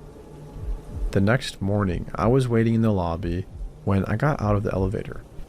He was alone, and I asked him if he was waiting for his sister. He nodded, so I just gave him a quick "have a nice day" and ran off so that I wouldn't miss my school bus. And for every day of that week, I saw him waiting for his sister in the lobby, standing in the corner right in front of the elevators. I didn't think too much of it. I would always say hi or good morning to him, and he would just nod or wave timidly. There was nothing more to it than that. That is, until one Sunday when I got back home after church. He was walking behind me, this time together with his sister and mom, so I thought I would be a nice girl and hold the door for them. So I waited, holding the door open, only to have all three of them walk right past my building. Strange, I thought. So I peeked my head out to see that they were entering building number 15, which was 5 buildings down the street. At first, I didn't think much of it, thinking that they might have moved out of building 20 and into building 15. But when I stepped out of the elevator the next morning to see him again, in the lobby, in the same corner he was standing in every morning, my heart sank deep. I don't know how I responded to it, but I remember choosing not to confront him because I was in denial that this was actually happening and didn't have the courage to ask him for an answer. Things quickly progressed since that day. I started getting late night calls to my cell phone. The typical not going to speak but just going to breathe heavily kind of call that you get that makes you feel insecure even though you know you are safe in your room. He also stopped waiting for me in the lobby since that morning, but would stand in the far corner of the street every day and watch me wait and get on the bus. Me becoming hypervigilant didn't help with the situation either. I could always spot him watching me, even though he would often try to hide behind a thick tree or the guard's cabin. It made me feel sick to my stomach, but I don't think I felt so threatened and cornered to the point, at least in that moment, that I wanted to seek adult help. I was a very, very private teenager who was already keeping some traumatic experiences a secret from my parents. So naturally, this felt like another secret that I would keep so they wouldn't worry about me. At church, I kept up my bright facade, but would distance myself as far as possible to avoid any sort of contact with him. I actively put this distance between him and me because whenever I decided to play by my facade and say hi to him, instead of returning my greetings, he would stare once at my face and then just drop his gaze down to my private areas. The fact that it was summer and I was wearing shorts did not help at all whenever he stared at my thighs and between my legs. The shame, the embarrassment, the feeling that I was being dirtied by his gaze, the anxiety and the paranoia, it was too much for me. I started skipping the small group session and left right after the youth group ended, so I would avoid getting home with him at the same time. On days that I did happen to attend small group, I just sat quietly, unwilling to speak a single word, while he stared at me intensely. One day, while the teacher was leading the discussion, he suddenly burst into an angry yell, shouting, "Why do you keep ignoring me when you clearly know that I like you?" Needless to say, I was embarrassed, ashamed, shocked, and terrified, all at the same time. The teacher tried to de-escalate the situation, but he stormed out after yelling out how frustrated he was with me for not returning his affection. I wanted to leave as well, but the fear that I might run into him made me stay in my seat while everyone in the group quietly whispered among themselves about this sudden drama that happened before them. It was a huge shock to me that he was doing all of these things because he liked me. But what shook me more at that moment was the fact that the teacher didn't seem to be fazed at all by the sudden outburst. She didn't seem surprised by the fact that he had such feelings for me. Instead, she cast glances at me with some sort of knowing in her eyes. I had always wondered how he got a hold of my phone number. This was it. The teacher dismissed everyone but asked me to stay. I was always the model student at church, but the moment I was left alone with her, I lost it. I cursed and swore and demanded that she tell me if she knew. If she knew how much he was making my life miserable. She told me she knew he liked me. Apparently, he started liking me because of that stupid-ass candy I gave him on the first day. She had given him my number because she thought it was cute seeing him like me so much. So I told her what he had been doing. How he waited for me every morning in the lobby, even though he lived in a different building. How he would stare and watch me from the corner of the street. How he would stare between my thighs and chest. How he would call me late at night, with the heavy breathing and all. I was having trouble speaking and breathing because of how much I was crying, but I remember yelling, "He's like a freaking stalker." And that was when I truly, fully recognized that I was being stalked. When I became quiet due to the shock of realization, the teacher took her chance to speak and told me that he was a mentally troubled kid who didn't know any better, so I needed to just bear with it. That was the end of the conversation. Honestly, there is a gap in my memory after that day, so it's hard for me to recall what events had led up to it. But the last time I saw him was when I had the most fearful encounter with him. I was already on the church bus waiting. There were two girls sitting a couple of rows ahead of me, and the bus was silent other than that. I was sitting by the aisle when I saw him get on the bus. The strange thing was that when he got on, the two girls suddenly turned extremely hostile towards him and told him to get the heck off the bus, calling him a freaking pervert. He responded angrily, "Well, you whores aren't the ones I want to see anyways, so shut up." This was the first time I had heard him speak such profanities, so I was quite shocked. Then he fixed his eyes straight at me, walked over to where I was, and sat at a row diagonally behind my street. My heart was pounding at this point, and I wanted to sit by the windows to hide from his gaze, but I was scared that he would think of it as an invitation to sit next to me. So I stayed frozen in my seat until more people came in and only moved to the window seat when an adult asked if they could sit next to me.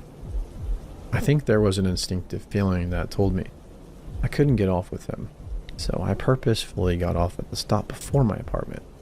It was only maybe 600-meter walk from the bus stop to my home, so I mixed in with the people and got off the bus with them. The bus had stopped by the side entrance of another apartment complex. I just needed to walk down the street to get to mine. But the street was empty and deserted because it was one of those areas that were waiting to be developed by the city. So I started walking towards my home, and I realized that he had also gotten off with me. He was walking a few feet behind me, and my gut wrenched as he got closer. Something told me being alone with him on the street was very dangerous, so I broke into a run until I saw an alleyway that parted off from the road. In my panic, I turned into the alley and was relieved when I saw that there were smaller shops that were busy with people. There were people hanging in the alleyway, chilling by the benches outside and stuff. I was certain that he couldn't have followed me into the alley after I had run, but I still looked behind to check just in case. But there he was, still following me. He had run after me. My relief quickly turned into terror, and I hastened my pace, purposefully weaving in between the people in hopes of losing him. But whenever I looked back, I could still see him. Eventually, the people hanging by the shops thinned out, and I was walking in an empty alleyway. On the opposite end of the alley, I could see that there was a bigger road with more cars and people. I was already quite out of breath as I wasn't a fit person, but with my last strength, I ran for the busy road, hoping to lose him if he was still behind me. I stopped once I reached the busy road and turned around to look into an empty alley. I stood for an extra minute staring into the alley to confirm that he wasn't following me. Fortunately, my friend's house was close by, and so I stayed at her place until I felt it was safe enough to walk back home. That was the last time I saw him. I stopped going to the small groups. I started serving in the children's department as an accompanist, so I could avoid going to the youth group. I didn't see him again after that, but one time, I happened to meet my small group teacher, and she told me that he had left the country. Apparently, he was reported multiple times at school for lewd behavior, such as sneaking into the girls' restroom. That was why the girls on the bus were grossed out by him, and in the end, he had to be expelled from the school. I think that was when I decided to bury the terror and the fear away, because he was no longer an immediate threat in my life. Funny story though, after that whole incident, I had to watch Ferris Bueller's Day Off at school. But the moment Ferris's friend, Cameron Fry, showed on the screen, I had to run to the bathroom to throw up because the actor's face looked exactly like this, and just watching his face brought back the trauma. Now, I can watch the movie, but looking at Cameron's face still gives me anxiety. Anyways, if anyone has made it to the end of this long post, thank you for staying through this with me. I often wonder what might have become of him and wonder if his parents knew what his son was. If he was truly suffering from mental illness, my only hope is that he received the proper treatment so that no one else has to go through what I had to.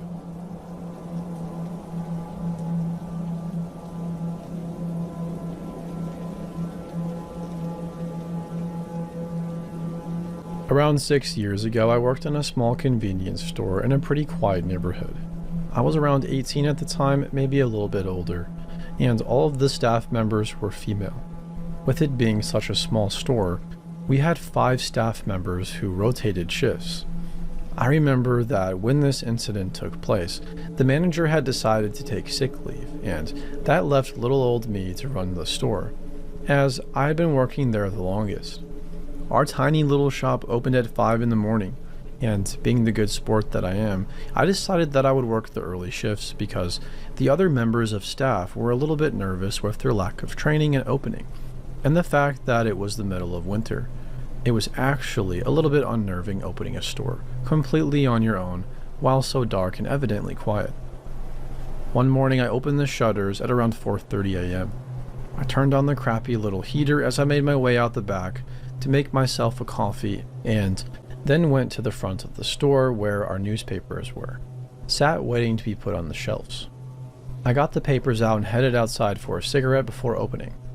The few feet of snow added to the eeriness of this morning. Around 6 a.m. every morning, we would get a steady flow of builders and workmen coming in to buy a few Kit Kats and Red Bulls. Knowing them all quite well, I often took some form of comfort from knowing that if anything went wrong, I had a lot of big men heading in to save the day. This morning, 6 a.m. came and went, and I had quite literally not had a single customer. I bet the snow is too bad to work. I flicked through magazines and drank too much coffee just to keep occupied. At around 6:30 a.m., I pop into the kitchen to turn on the kettle, and I hear somebody come in and cough at the counter.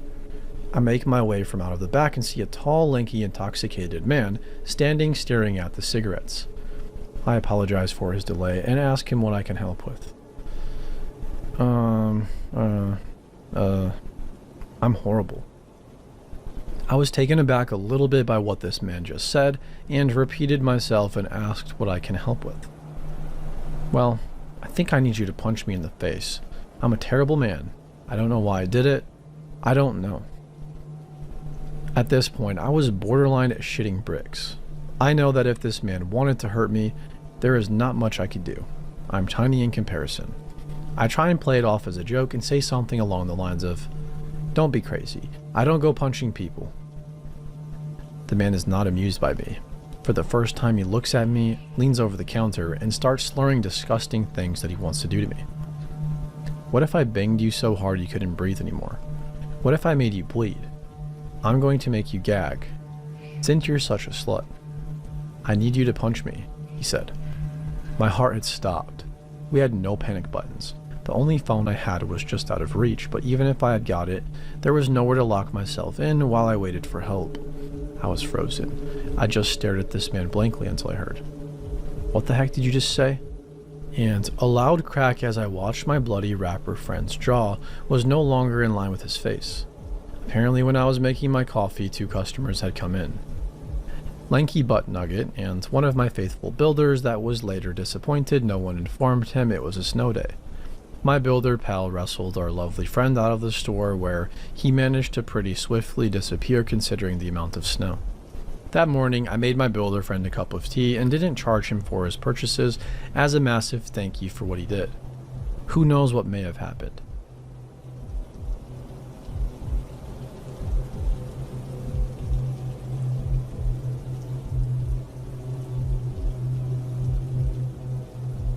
This happened a few months ago in the McDonald's at Copenhagen Station. I am not Danish. I am only visiting the country for one day, and since I wanted to travel cheap, I decided to take the cheapest bus there, which just so happened to be the one arriving at 11 p.m. the day before. I thought I could save even more money by not renting a bed somewhere and instead spending the night awake or half asleep at the station, doing my business the next day and sleeping long and well on the bus back home. So this McDonald's is open 24/7. I pretty early discovered that the station was too cold for me to get some shut-eye, so I went inside, bought a coffee, and sat down at an empty table. Plenty of lighting and semi-drunk people to keep me awake, I thought. I should add I'm 23 and female. After some while of sitting in my spot, a strange guy walked over and placed a full cup of soda on my table. He said in Danish something I believe meant, "I ate my food already." I didn't drink any. You should have it instead. I am Swedish, and although some Swedes understand Danish perfectly well, I have some difficulties doing so this is just a guess. Anyways, I didn't really pay much attention to the cup after it was put on my table. Just wrote it off as a random drunk trying to flirt. But I noticed that in front of me, a table away sat another guy, and he was watching me closely, because we did lock eyes the times I looked up to peek at him. This creeped me out. I really didn't like being watched like this, and he just sat there for nearly an hour, even though he had no food in front of him. In the end, this dude stood up and walked over to me, and I cursed internally, thinking I'd have to defend myself and tell him to leave. But he turned, and there stood the guy that had left the soda cup on my table. He told the soda guy to leave after pushing the soda cup back into his arms and said that he didn't want to see him anywhere near this place again.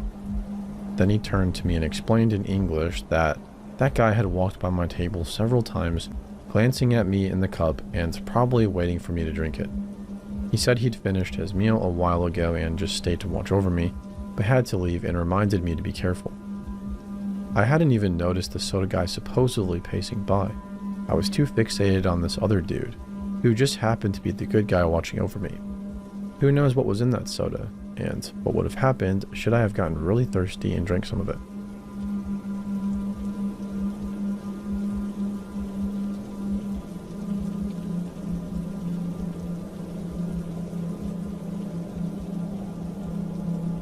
Hello, I'm a 20-year-old French girl, and I'm sorry in advance if there are any mistakes. I hope you can understand me. Alright, to put you in context, I am 20 years old like I said. I live in the suburbs in a small residence of 6 houses. My gate is very often broken, including today. That means 80% of the time it is wide open so anyone can fit into the small courtyard. My house has 1 floor and there are 4 bedrooms, including mine, and downstairs there is a guest bedroom, which is used as a treatment room because I have big health concerns. This is where all the equipment and medicines are stored, like morphine in doses that could kill an average person. And this is where the care takes place. Also, I have a dog. I am very close to him. He is a little bit of all my life. He feels everything to the point of feeling my epileptic seizures before they happen and recognizes the nurses who are arriving. He recognizes them by the sound of their tires when they arrive in the yard. He never barks except when there is a problem, and finally, a nurse spends 4 to 5 times a day to give me care at home, including infusions. That morning, like every morning, my liberal nurse arrived at 8 a.m. For the rest of the story, I'll call her Sandra. She takes care of me as usual. That is to say, an infusion of a painkiller. She replaces the antibiotic diffusers. She makes me a blood test and remakes the cassette of my morphine pump. We usually chat about everything and nothing. She tells me stories with patients during the treatment. My nurses are a very important part of my life. They have looked after me for 6 years now. She leaves after 40 minutes and says to me, "See you later. I'm sure I'll be a little bit late, but don't worry." That day I have a medical appointment in the morning and I'm all alone all day because my parents are working, except the nurse's passages every 4 hours. Once back from my meeting, I sit on the sofa with my dog while waiting for my nurse. After a while, I hear the tire noises. I get up because I think it's the nurse, but my dog started to growl behind the door. I look at the time, 11:50 a.m. I tell myself that it is a bit early, but sometimes instead of going after, my nurse exchanges me with the patient from before. I hear a knock and, surprised, I go to open it. Usually the nurses come in like that, and I see a young woman standing who I've never seen. She said to me, "Hello, are you my name? I'm Camille, a 3rd-year nursing student. Your nurse will be a little bit late, and she told me to come and start preparing and she will arrive."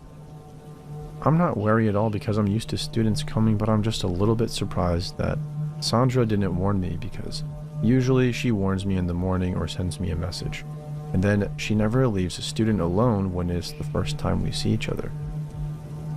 I tell myself that she must have forgotten to tell me.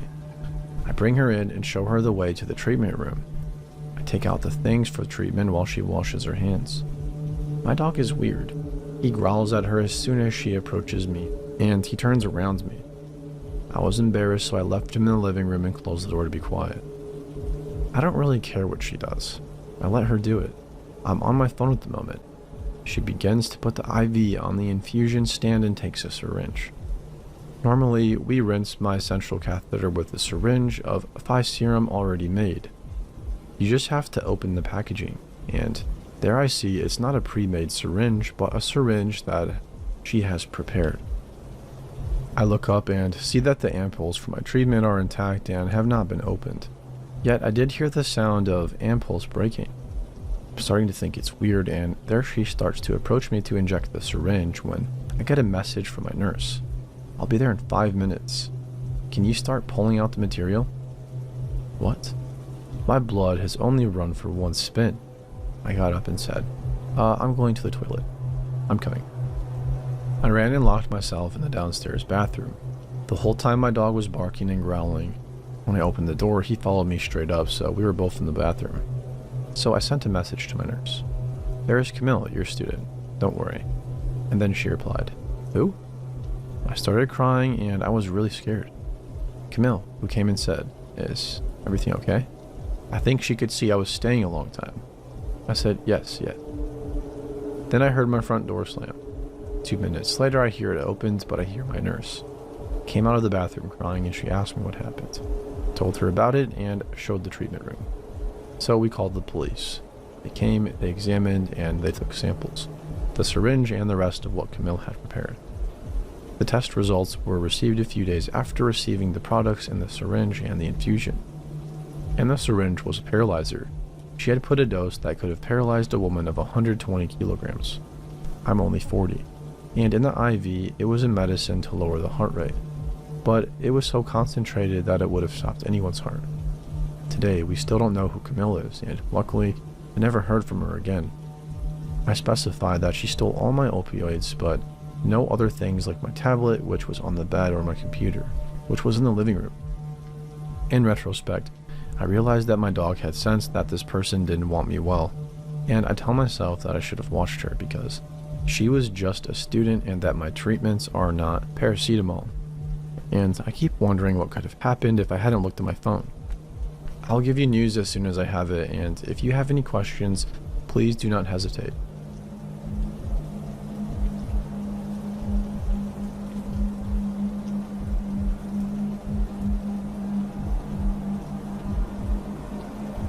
I am omitting identifying details for privacy's sake. If your world absolutely cannot go on without them, feel free to DM me. You've got a 50-50 shot of me answering or telling you to leave me alone. Take it back to 2007 or 2008. I was 16 when this began and 18 or 19 when it finally went to court. Picture a Norman Rockwell-esque suburban family. Parents, 3 kids, a yard, and a dog, and a blink and you'll miss it USA. One random day, a neighbor man has a mild dispute with his neighbor. As a totally warranted response, the neighbor man, NM here on out sometimes, takes every hose he has and floods their yard. Solid decisions lead to solid consequences, so naturally, he was fined for water waste. My parent runs the water in small town USA, and because NM lived a block from us, he decided to drive over to the water district shouting that he is an acquaintance of my parent. Second solid decision of many to come from NM. Absolutely no one takes kindly to name drops, folks, so tuck that gem away under life facts.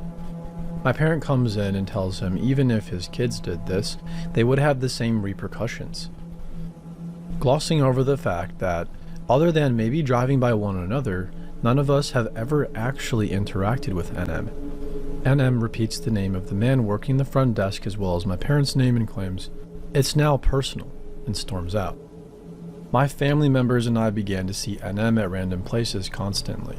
The DMV, the grocery store, and our respective jobs. Apparently, when you're cuckoo for Cocoa Puffs and your parents pay for your house, you have all kinds of time to stalk. It went from random sightings while out and about to phone calls. The cliche 90s type of call and breathe hang-ups and I can see you variety. At this point, NM was more of an annoyance than scary. But as I have stated, when you underestimate crazy, you lose every time. NM began parking across from our house, staying from 6 p.m. to 4 a.m. just sitting in his car blasting music and staring at the house. The fool must have had the determination and bladder of a racehorse because, what the heck, who sits there for 10 hours? His music was also trash.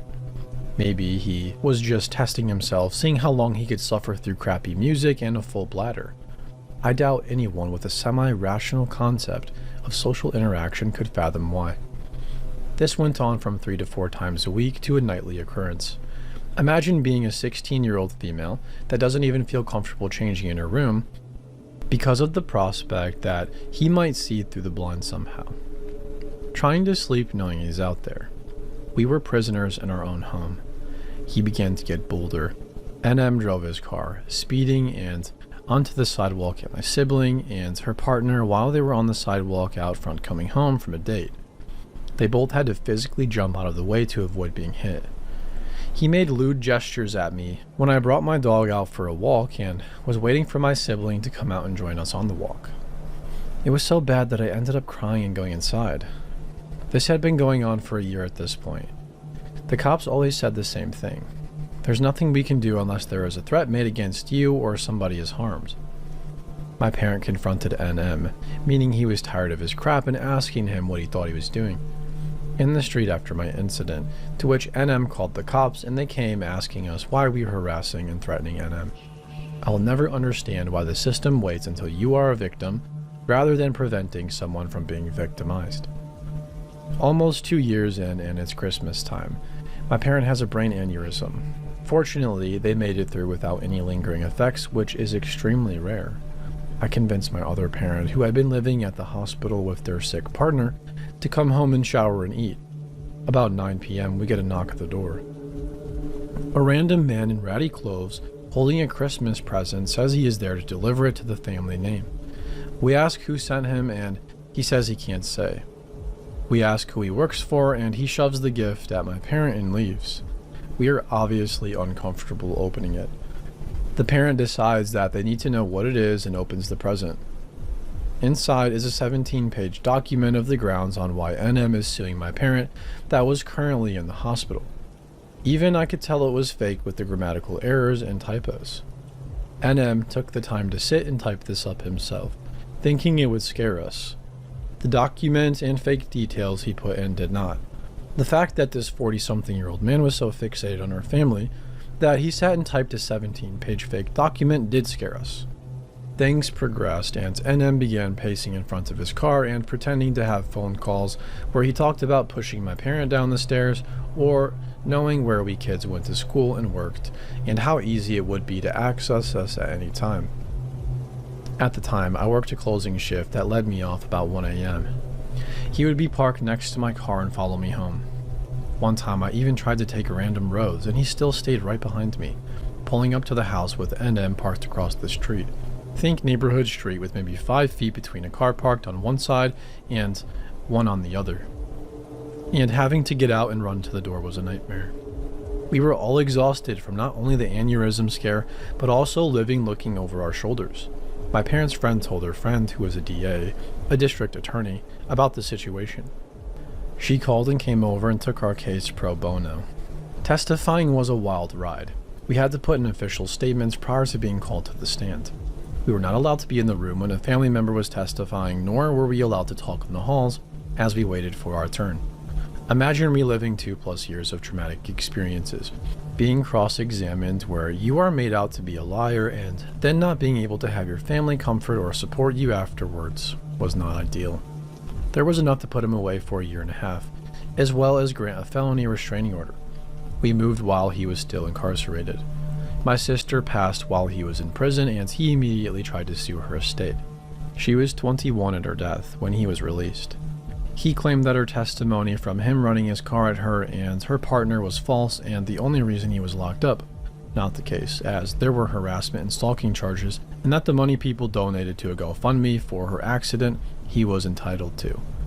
There are so many more details, but this is already long enough. So NM, let's never ever meet again. You made us prisoners in our own home for years. Clearly, you are still the same and have not learned a single thing from your time locked up.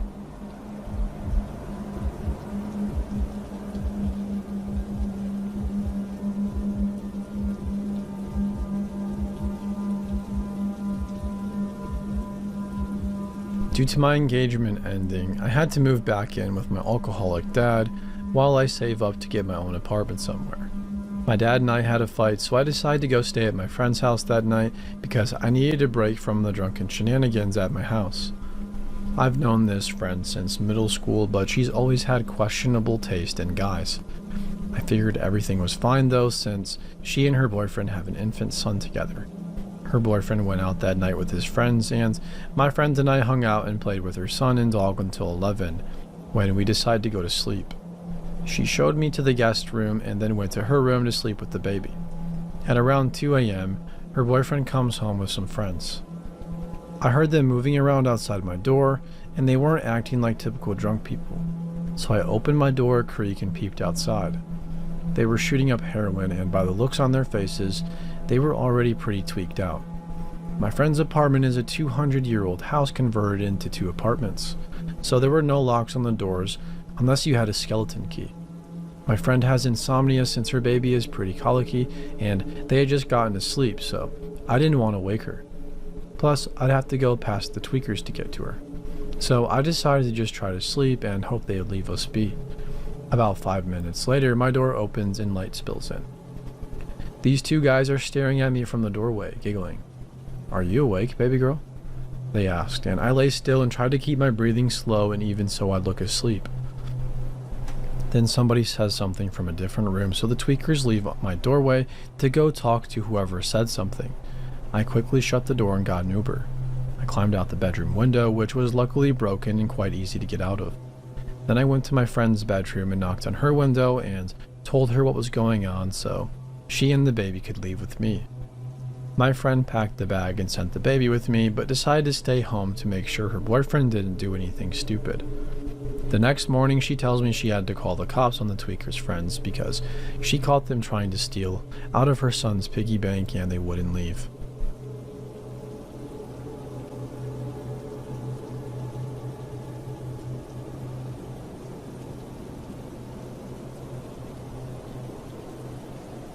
I live in a pretty big Midwest city, about 35 minutes north of my hometown. I live in one of the stereotypical not so great areas of town, which is fine with me because it's cheap and my neighbors are great.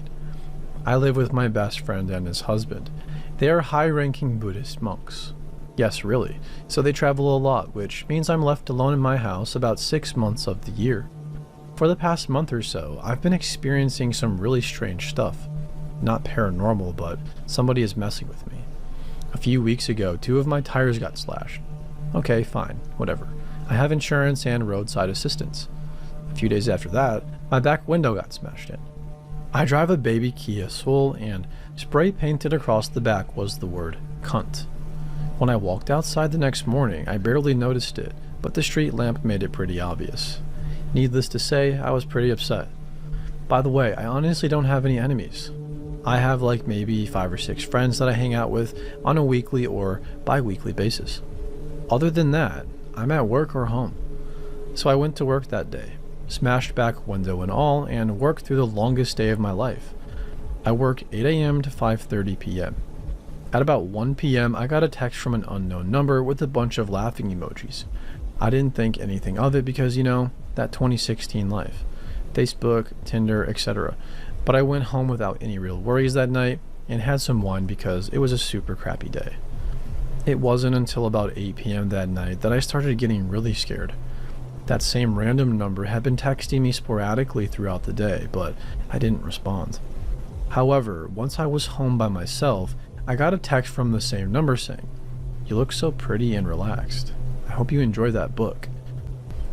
I was having my 3rd glass of wine and reading a book at the time, so I was thoroughly terrified. I called my very best friend, ex-military and super scary. He's been there for a few days now, and I've still had a few creepy texts that only he replies to. It stopped for a day or so, but now we're sitting here in my bedroom and we just heard someone knock on my door. It's 11:18 p.m. on a Tuesday. My friend went to go check. He has a gun. Yay, the Midwest. As soon as he left my room, somebody knocked on my window a few times. I'm honestly not sure what to do now. My best friend can't stay here for weeks, and my other best friend won't be home for another 3 months. I hope I never meet this weird stalker person. Edit. I called the police on my way to work today. I'm going to talk to them this afternoon. Second edit. I went to the police station last night after work and gave them all of the info. Since there's been damage to property and the possibility of this person being in or around my house, they said it's now an active investigation. I did try Googling the number, but nothing came up because it's a cell phone. Not sure if those are public, and Facebook didn't turn anything up either. After reading through a lot of PMs and comments, I tried to dissect my life as much as possible to think of who this person could be. I've narrowed my list down to only one person. I gave their name to the police as well. Hopefully this ends soon because I'm ready to move on with my life and not be terrified of my own home. And thank you to everyone for all the kind words and great suggestions. I'll let you guys know if anything comes up. Third edit. After going through my life, like I said before, I think I've narrowed it down to someone that I had a short, no commitment relationship with about 4.5 years ago. He tried contacting me about 6 or 7 months ago, but I wasn't interested in having him be a part of my life again. He not only knows where I live, but he knows where I used to live as well, my parents' house, because he's my mom's next door neighbor. The police haven't been a huge help. I'm not sure what to do now. If it is him, I'm not just scared for myself, but for my mom as well.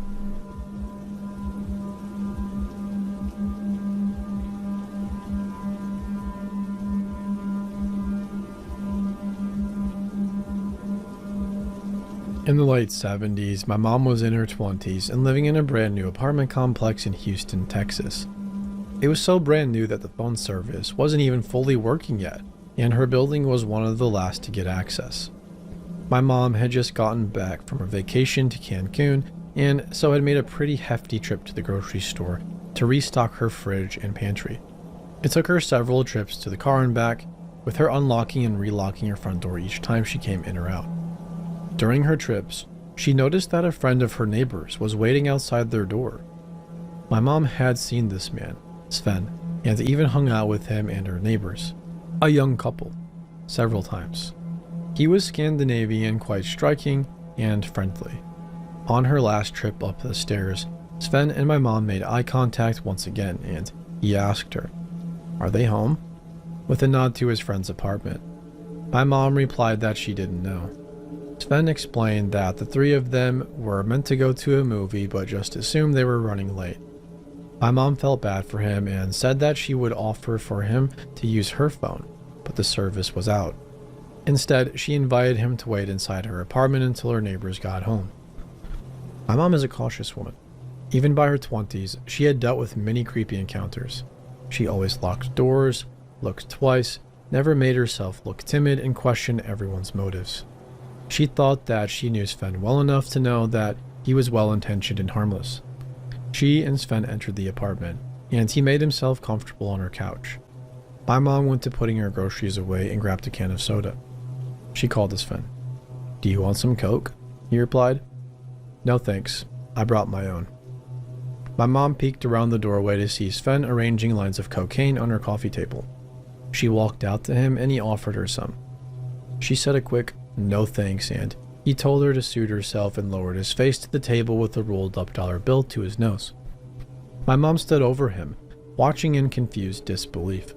She came to her senses and told him, "I think you should leave." He scoffed and began to reach for her arm. She tried to pull away, but he grabbed her and began to pull her down on top of him. She ripped herself from his grip and told him, "I'm a big, strong girl and I can mess you up. I think you need to leave now." He gave her an amused, impressed grin and left her apartment without further trouble. As soon as Sven was gone, my mom locked her door and waited in a state of shock. After several minutes, she looked out of her window to see Sven and his shiny Excalibur parked perpendicular behind the car, effectively blocking her from leaving. Panic set in. Her phone was out. Everyone in her family and group of friends knew this. They wouldn't know to be worried when they didn't hear from her. She had no way of contacting anyone or leaving for help without Sven noticing. She waited for nearly half an hour, staring out the window to keep an eye on Sven. Suddenly, he pulled away. My mom had her purse and keys ready and bolted out the door, ran down the stairs and jumped in her car, locking the door instantly. She thought she was home free, but as she looked in her rearview mirror to reverse, she saw the Excalibur parked behind her again, blocking her from leaving. Horror filled her as she realized that he had just circled the complex in hopes of this very thing happening. He grinned at her from his window as she struggled with what to do. She put her car in reverse, but he didn't budge. He just smiled even more, laughing to himself. Then my mom realized that this Excalibur he was driving was worth a whole lot more than her beat-up car. She smiled back at Sven as she slammed the gas pedal, throttling her car backward as fast as it would go. Sven, fearing the damage that would come to his car, pulled out of the way quickly, leaving room for my mom to escape. My mom pulled out of the complex. Sven followed. She got into Highway 59, a very busy freeway that went through the most populous parts of town. Still followed. He was close behind her, swerving and changing lanes when she did. Up ahead, my mom saw traffic. She swerved in front of a car that had been braking for it. And Sven got left behind. My mom drove to her friend's house, banging on the door to let her in. They sat in her friend's apartment watching for Sven, but he never came. She had lost him. When my mom told friends and family this tale, they thought she was overreacting and embellishing the story. They know how cautious she was and figured it was an overactive imagination on her part. Nobody believed her fully until a few months later when, looking at a magazine rack, my mom saw Sven's face on the cover of Houston City magazine. She snatched it up and read the story. Sven, who worked at the notorious Screw magazine, had been arrested for assaulting multiple women. He would overpower them when they were in vulnerable positions, tie them up, and do a lot of bad things to them, such as urinating on them, while doing all kinds of other demeaning, humiliating acts on them. He was only convicted of assaulting 2 of them, but there were other victims whose cases just didn't have enough proof. Very soon after, my mom's neighbors moved out quickly and without a trace left behind. She wonders to this day if they had anything to do with Sven's antics or if they were just as unaware as she had been.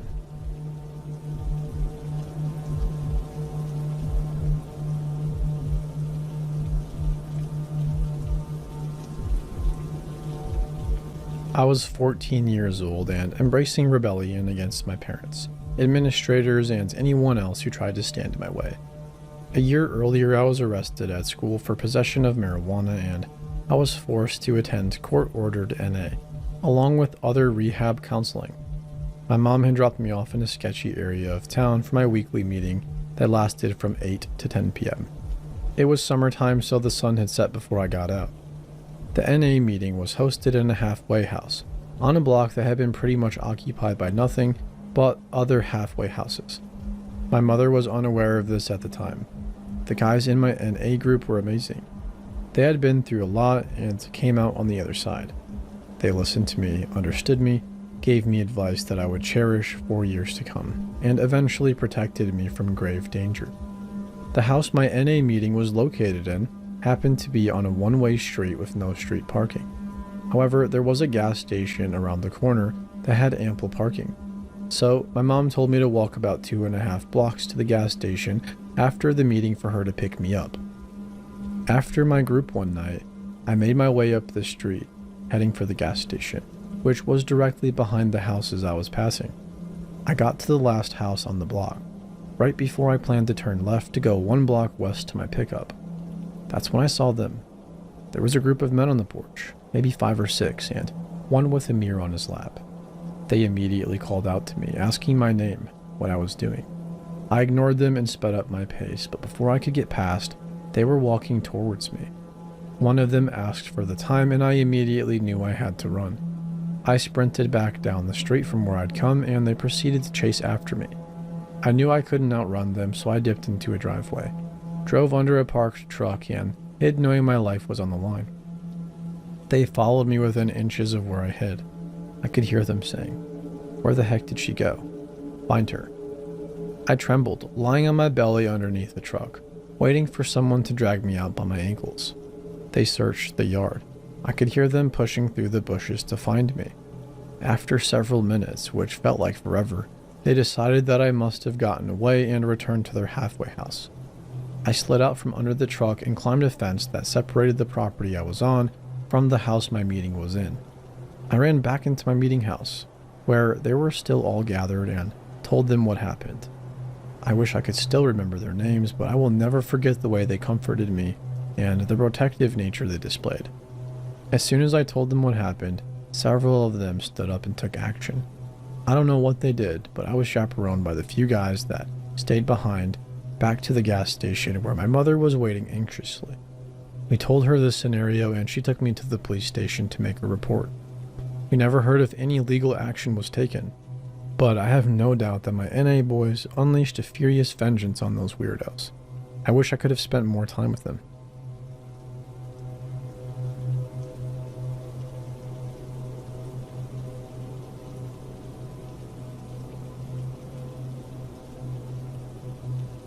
This is the first time I've ever typed this story out. This whole thing happened about 6 years ago and the memory still lives rent-free in my head. I figured making a post may help the healing process a little bit. Time will tell. I'm also not a fluent Redditor, so if this is not the right format or whatever, apologies in advance. Even that first paragraph gave me a feeling of dread, so I'll do my best to translate my thoughts as fluently as possible. I grew up in a town that was pretty small in Louisiana. I was 21 at the time. There isn't much to do in my hometown. There is the bar life, which is pretty much the only nightlife aside from the titty bar, which is like a high school reunion in there. And aside from some pool tables and dartboards, there isn't much for a girl to do in there that doesn't involve the shaking of one's booty. I worked at the bowling alley with my best friend. I'll call her Shay. Shay is a sweetie, but I'll be the first to admit that she always had a tendency to think about nothing, and her mouth worked 10 times faster than her brain did. We had a place that we hung out at since high school. It was a place down a wooded trail near the canal where we would listen to music, drink, and smoke weed. I'll admit that things here could get a little bit sloppy, but for the most part, it was sort of our little getaway for the night. We would usually just make a fire, talk crap, and get wasted. Shay, her boyfriend, and I went to the spot. We were joined by another guy that we went to school with and a guy that I'll call Rod. Rod, for the lack of a better term, was an absolute degenerate piece of crap human garbage. He was always around in some capacity. He was 26 at the time of this story, which shows that he hung around with younger people. And when I was in high school, he would hang out with our classmates. Rod was a real rough guy. I use this term very loosely. He loved flexing on people and fighting. The catch was that he would only get into fights with people that he knew he could beat, and if he didn't think he could beat someone, he always made sure to have one of his mom's various boyfriends present to back him up. I assume this is why he hung around younger people. Nobody his age took him seriously, or at the very least, didn't bother with him. Rod had been banned from the aforementioned titty bar, and trust me when I say if someone ever got banned from that place, they had to be a real loser. He had also served in the army for a brief period but was discharged. He claimed dishonorable, but there were theories that he was absent without leave. Not sure of the validity of any of that. Well, Rod ended up at the spot. I immediately loathed his presence. Pardon my language, but he wanted everyone to think he had big dick energy. You know the type. A complete tool. We were having a few beers and some of the green stuff was being passed around. Thankfully, I didn't partake in smoking this evening, but Rod did break out some of the white powder stuff and, in typical psychopath fashion, he snorted it off a Bowie knife that he always kept strapped to his belt. Shay and her boyfriend had gone off into the woods to do some adult couple stuff. In the process of their intoxication, they completely abandoned me with Rod and the other guy.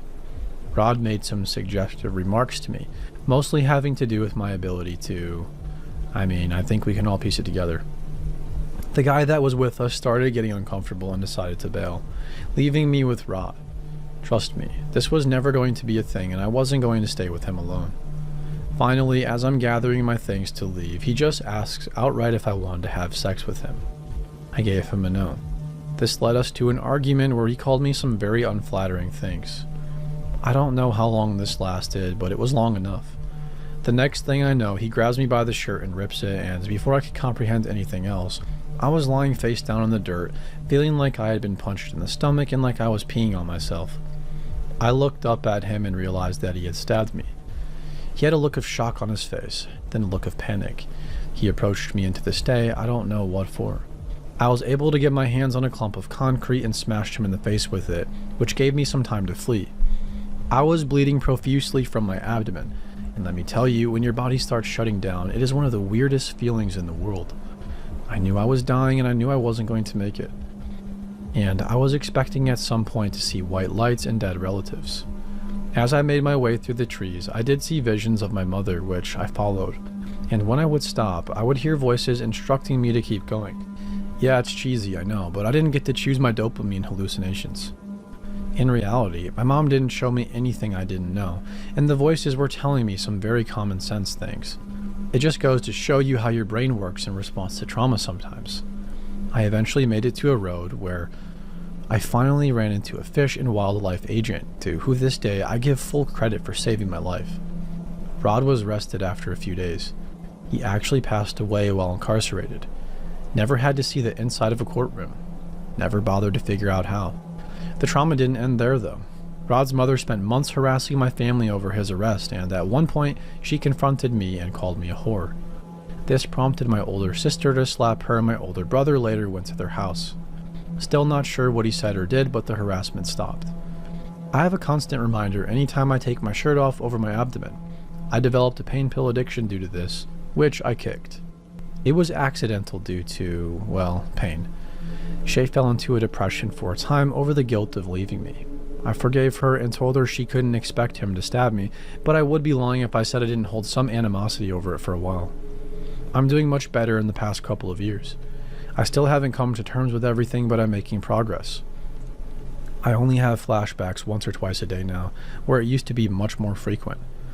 I've come to view my scar as a triumph rather than a defeat though. This was a big step. It probably took you a few minutes to read or listen to this, but it took me over 2 hours to write it. I hope the rest of your week treats you well.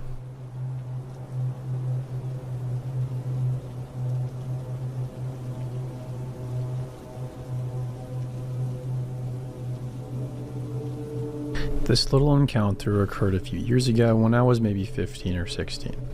I'm 18 now. A few friends and I decided to take a hike of sorts through the desert behind my friend's house to visit a nearby cemetery. We timed our trip poorly because once we reached the cemetery, the sun was setting and it was getting pretty dark. So instead of walking back through the desert, which was filled with these weird pitfalls and dangerous animals, we instead took the long way around. The roads are purple and our walking path is red. Everything is labeled. I hope this is okay.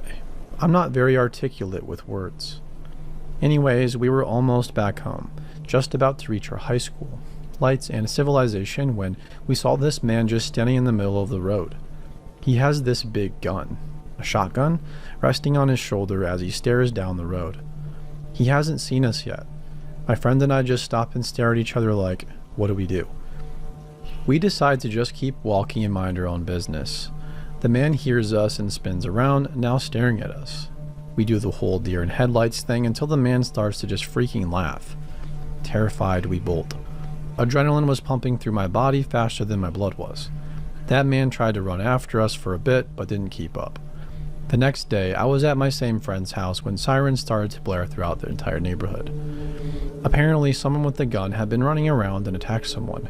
Not with the gun, but still cops were called and somebody was taken in. I have no idea if it was the same man or a scary coincidence, but manic laughing gun enthusiast who may or may not have followed us home, let's not meet again.